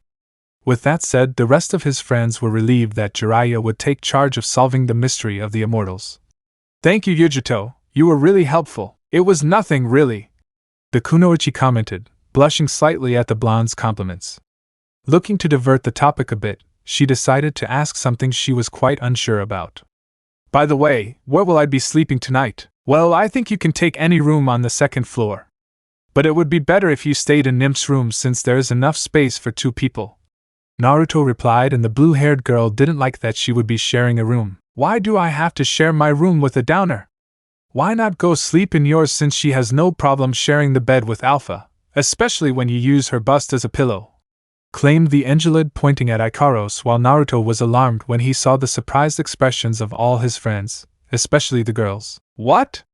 Ino, Tenten and Yujito shouted when they heard what was happening between the blonde and that girl while they gritted their teeth loudly at the same time. A more than red Hyuga fainted with smoke coming out of her ears. I can't believe you were that kind of man who focuses on breasts. You're a pervert, Naruto! The Yamanaka was the first to react and yell at the Uzumaki, who tried to explain the situation to her. Don't come up with a false excuse. I'm very disappointed in you. If you wanted to bury your face between breasts so much, here were mine. The blonde thought, annoyed while she unconsciously stuck her bust out a little. You're like all men, they just see a pair of big breasts and lose their minds over them, exclaimed the brunette, preparing to use her weapons. Damn it, again overcome by those balls of bait. Why, Cammy? Why did you condemn me to have small breasts? She thought with frustration while comparing her bust with Ikaros's. You wait please, it's not what you think. What happened is the truth is. The Uzumaki tried to explain, but his nerves got the better of him and made it difficult for him to answer. But that wasn't the worst part. Was when Yujito grabbed him by the collar of his shirt and started shaking him very hard.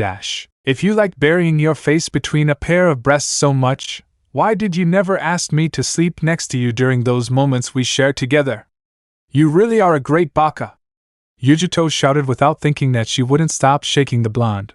At the same time, her eyes transformed into those of the Nibby, who saw the opportunity to influence its bearer. That's how you talk, kitty, don't let a busta girl take our blonde from us, said the jealous Biju, who wanted to be freed to eliminate the rivals who stood in her way of conquering her. Naruto. While the girls argued and demanded to know the Uzumaki about the indecent things he did to Ikaros, the rest of the boys, minus Shikamaru, couldn't believe Naruto's incredible luck.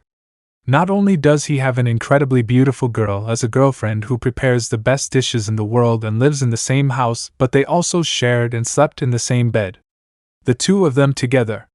And the unfortunate guy slept using the pink-haired girl's bust as a pillow. I thought I'd gotten over my envy of Naruto, but damn, I wish I was in his place. The Inuzuka exclaimed, clenching his fist as anime-style tears fell from his eyes. I never thought I would say something like this, but now I feel a little envious of Naruto. Surprisingly, it was the serious comment of Niji Hyuga, so that the others agreed with him. Troublesome, Shikamaru muttered, honestly not caring what happened to the blonde, but he did feel a little jealous. Because Ikaros wasn't like all the girls he knew due to her calm attitude that she always had. You are certainly someone worthy of being my rival, Naruto-kun. Your flames of youth truly burn like never before, exclaimed Lee upon hearing what the blonde man who was with a beautiful pink-haired girl had achieved. And speaking of pink-haired girls, where is Sakura-san? He suddenly asked upon noticing the absence of the aforementioned. Now that you mention it, I haven't seen her since we got here. I thought she'd be one of the first to arrive before us, Kiba mentioned, noticing Sakura's absence from the party. Hey Naruto, do you have any idea why Sakura hasn't arrived? He asked the blonde, who just looked at him reluctantly and let out a grunt. Hey, what's wrong? I just asked you what happened to your teammate. I didn't mean for you to get so upset. Better not meddle in my affairs, much less ask me about my forehead, was the Uzumaki's response, which left the guest speechless by the way he called Sakura. That's no way to talk to your teammate, Tenten complained, not liking the way the blonde called the pink-haired girl. I understand that you're still upset with her because of the argument you had in Suna, but you don't have to be so disrespectful to Kiba, who just asked you a question, and I don't want to answer anything related to the forehead. Naruto responded again with the same hostility as before, while the others wondered what happened between the blonde and Sakura in Suna. Tell me, Naruto-kun, is this because Sakura found out that we hid the order to eliminate Sasuke from her? Ino said, changing the way she referred to the pink-haired girl a little. She might have called her short-tempered too, but she did so without the malice and coldness Naruto displayed. If she were honest with herself, that worried her quite a bit, and she wasn't the only one. The Uzumaki's other friends now better understood why he was in a bad mood. Damn, I guess it's no surprise she's not here then. She must think we don't trust her if we kept that kind of information from her in the first place, Kiba commented after a few moments of silence. To be fair, she's right. We don't trust her. Niji commented calmly. How can you say something like that so calmly? She's still our comrade. Choji questioned, even though he also hid the truth from the pink-haired girl. Am I lying? Answered the Hyuga so that the Akimichi wouldn't say anything. Remember that this wasn't just Hokage-sama's decision. We all agreed to keep the secret from Sakura for fear that she would do something stupid. No, but I still don't think that's the way things are said. Choji questioned. But it doesn't change the fact that we lied to one of our friends for 3 years. Well, what a friend we have. Should I remind you that she tried? At that moment Kiba was silenced courtesy of Hinata, who covered his mouth with a hand and prevented him from saying anything that Naruto shouldn't find out. Wait, what did Kiba mean when he said Haruno tried to do that? Asked the Uzumaki, who managed to hear what the Inuzuka said before being silenced by Hinata while the others got a little nervous. Hey, there's something you're hiding from me and I want to know what happened when I was out of the village. He demanded so that Shikamaru sighed in exhaustion, knowing that it was time to tell him what happened. Look Naruto, we didn't want to tell you this thinking you'd react violently, but days after you left on your trip, Sakura started behaving strangely. The first to notice were her parents, since she seemed to be frequently visiting the village library looking for information on some maps. She spent all day locked in her room saying she was busy and… Could you skip the long, boring explanation and just tell me what happened to Haruno? Naruto interrupted, not wanting to go on any longer. Okay, but you better not get angry or lose control.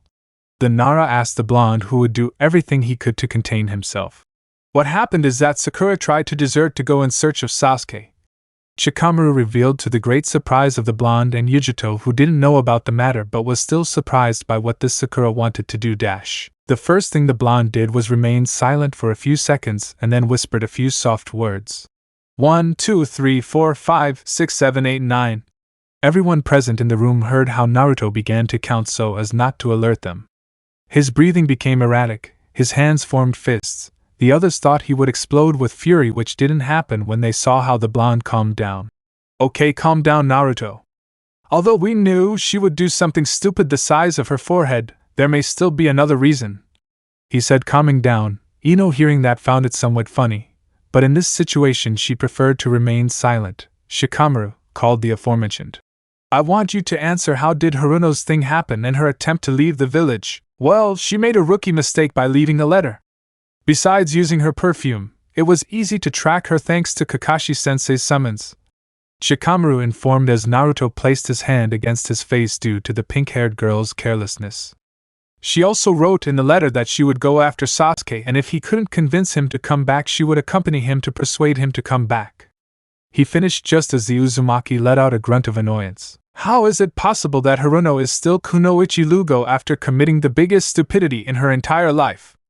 Kaisen allowed her to be forgiven as if nothing had happened, the blonde demanded, very annoyed, especially because Sakura hadn't received any kind of punishment.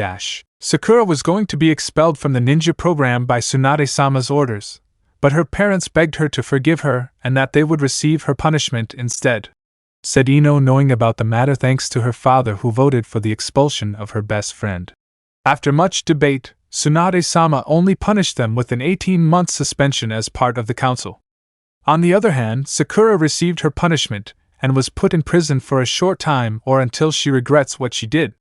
Then she was watched 24 hours a day until Tsunade-sama took her as her apprentice in the hopes that she would completely forget about Sasuke, but I think it was all for nothing. Indirectly, it's also Ino's fault. The blonde glares at Kiba because of the comment he made.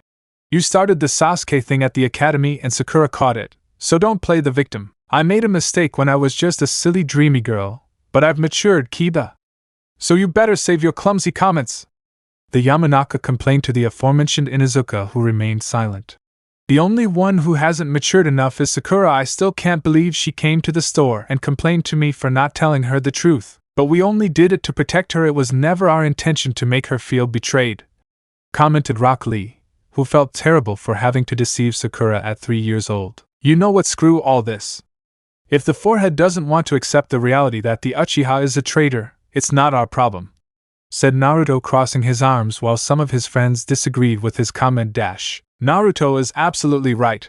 Everyone turned their attention to Niji, who agreed with the Uzumaki. I don't want to criticize Sakura's actions, but she has to learn for herself and accept the facts that the Uchiha betrayed everyone for stupid revenge. We've all accepted that for the past 3 years, so I think it's time for her to do the same. He finished their conversation, making the matter very clear. Faced with the harsh words of the young Hyuga and Uzumaki, her friends, with the exception of the Angelids, thought that perhaps they were right. Sakura had to learn once and for all, fulfill her duty as a kunoichi of Konoha, and put her feelings aside. Frankly, this is all nonsense, the blue-haired Angeloid suddenly commented. If it's clear that this girl is incapable of accepting something so obvious, and is still clinging to a foolish illusion, why not simply demote her position or remove her completely from serving as a kunoichi? She added, knowing that if an Angelite proved to be defective, they wouldn't give her other opportunities, but would eliminate her before she became a problem. Seriously, downers are weird, she thought to herself because of that lack of logic. For the first time that Gaki is right about something. Kyubi commented with what he just heard. That a ninja or kunoichi abandons his village is considered an act of high treason. And the punishment for betraying is death, something that Uchiha will soon pay the next time we see him. Sentenced the fox who wanted to see Sasuke dead. Hey shorty, why don't you go play outside? I think I saw butterflies and frogs, said Kiba, who didn't like the things the blue-haired girl had said. Besides, this doesn't concern you. It's a conversation between adults. To me, downers look exactly the same, no matter what they look like or their age, Imp said seriously, covering her nose with her hand. In your case, you're a downer who stinks like a filthy animal. Saying those things, the Inuzuka's throbbing vein popped out from the way they insulted him. What did you call me, brat? Come on, I dare you to call me stinky again, he shouted as he stood up from his seat. Luckily, Niji stopped him by putting a hand on the Inuzuka's shoulder. Remember that of the two of us, you are not only the adult, but also an Inuzuka Chunin. So show some maturity and stop arguing with a little girl. The Hyuga commented simply in response to Kiba's actions. And who asked for your help, pretty boy? Don't you have any hair products to buy? The blue-haired girl asked dryly, looking at the pearly-eyed boy's long hair, whose eyes twitched as he clenched his fists tightly. Now, Niji, remember that you are an adult and a jonin. You shouldn't argue with a child. Kiba commented with his annoyance being replaced by mockery upon seeing the brown-haired boy's gaze towards the brat. Now that I remember, I've seen that girl before, Ino said, recognizing the girl from that day when she argued with Tenten. Look, brat, you better not be insulting us like that or I'll wash your mouth out with soap, she warned the Angelid, who didn't seem to be intimidated by the blonde. As if the threats of a peroxide blonde with more air in her head than gray matter could scare me, said Nymph, leaving Choji and Shikamaru speechless, and they watched with fear. I'll kill her, was the mental war cry of the Yamanaka, who only wanted to hold the neck of that brat in her hands and squeeze hard. Luckily, her teammates managed to stop her by holding her arms so she wouldn't hurt herself. Let go of me, you pair of idiots! That brat must pay for the audacity of insulting me, she continued, screaming and struggling to punish the blue-haired girl. By Kami, this is the first time someone has made Niji angry, and Ino looks more terrifying than before. Naruto thought, alarmed. If things continued like this, his new home would end up destroyed by the wrath of the Yamanaka and the Hyuga. I hope the annoying girl doesn't stay in the village for too long, because I'll have a lot of problems in the future. At that moment, the blonde wished that some kind of miracle would appear now to calm the situation. Surprise! I came to join the party, announced the Godame Hokage, who appeared surprisingly while holding a bottle of sake, causing much surprise among the people who know her and terror for the poor nymph. Wow, it looks like someone took out a kunai and killed the fun. Why aren't you drinking, laughing, or even smiling? She asked, seeing the tense atmosphere in front of her with confusion before seeing the adorable little girl that was Nymph. Oh, Nymph-chan, she said in a tone that caused chills in the aforementioned. Come here, my adorable little fairy. She extended her arms with the intention of hugging the poor blue-haired girl who was paralyzed with fear. Help, was the only thing the blue-haired girl managed to whisper before being held by the woman and her head between her breasts. But what the hell? Were the words that came out of the Uzumaki's mouth, and then he saw that another person had arrived. It was the same Godame's assistant who looked tired. Shizen?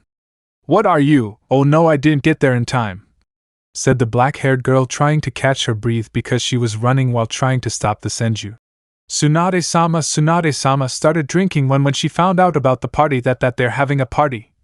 She explained to the others, who understood why the Hokage was in such a good mood while she was suffocating the blue-haired girl who was kicking and moving her arms uncontrollably. We have to stop her before. No need, I think Nymph is doing a good job calming Kaisen down, said the Uzumaki to Shizen. It was about time someone taught that annoying girl a lesson. Along with Kiba, Niji and Ino watched with great amusement as the Hokage lovingly hugged the poor nymph who wanted to separate and run away for her life.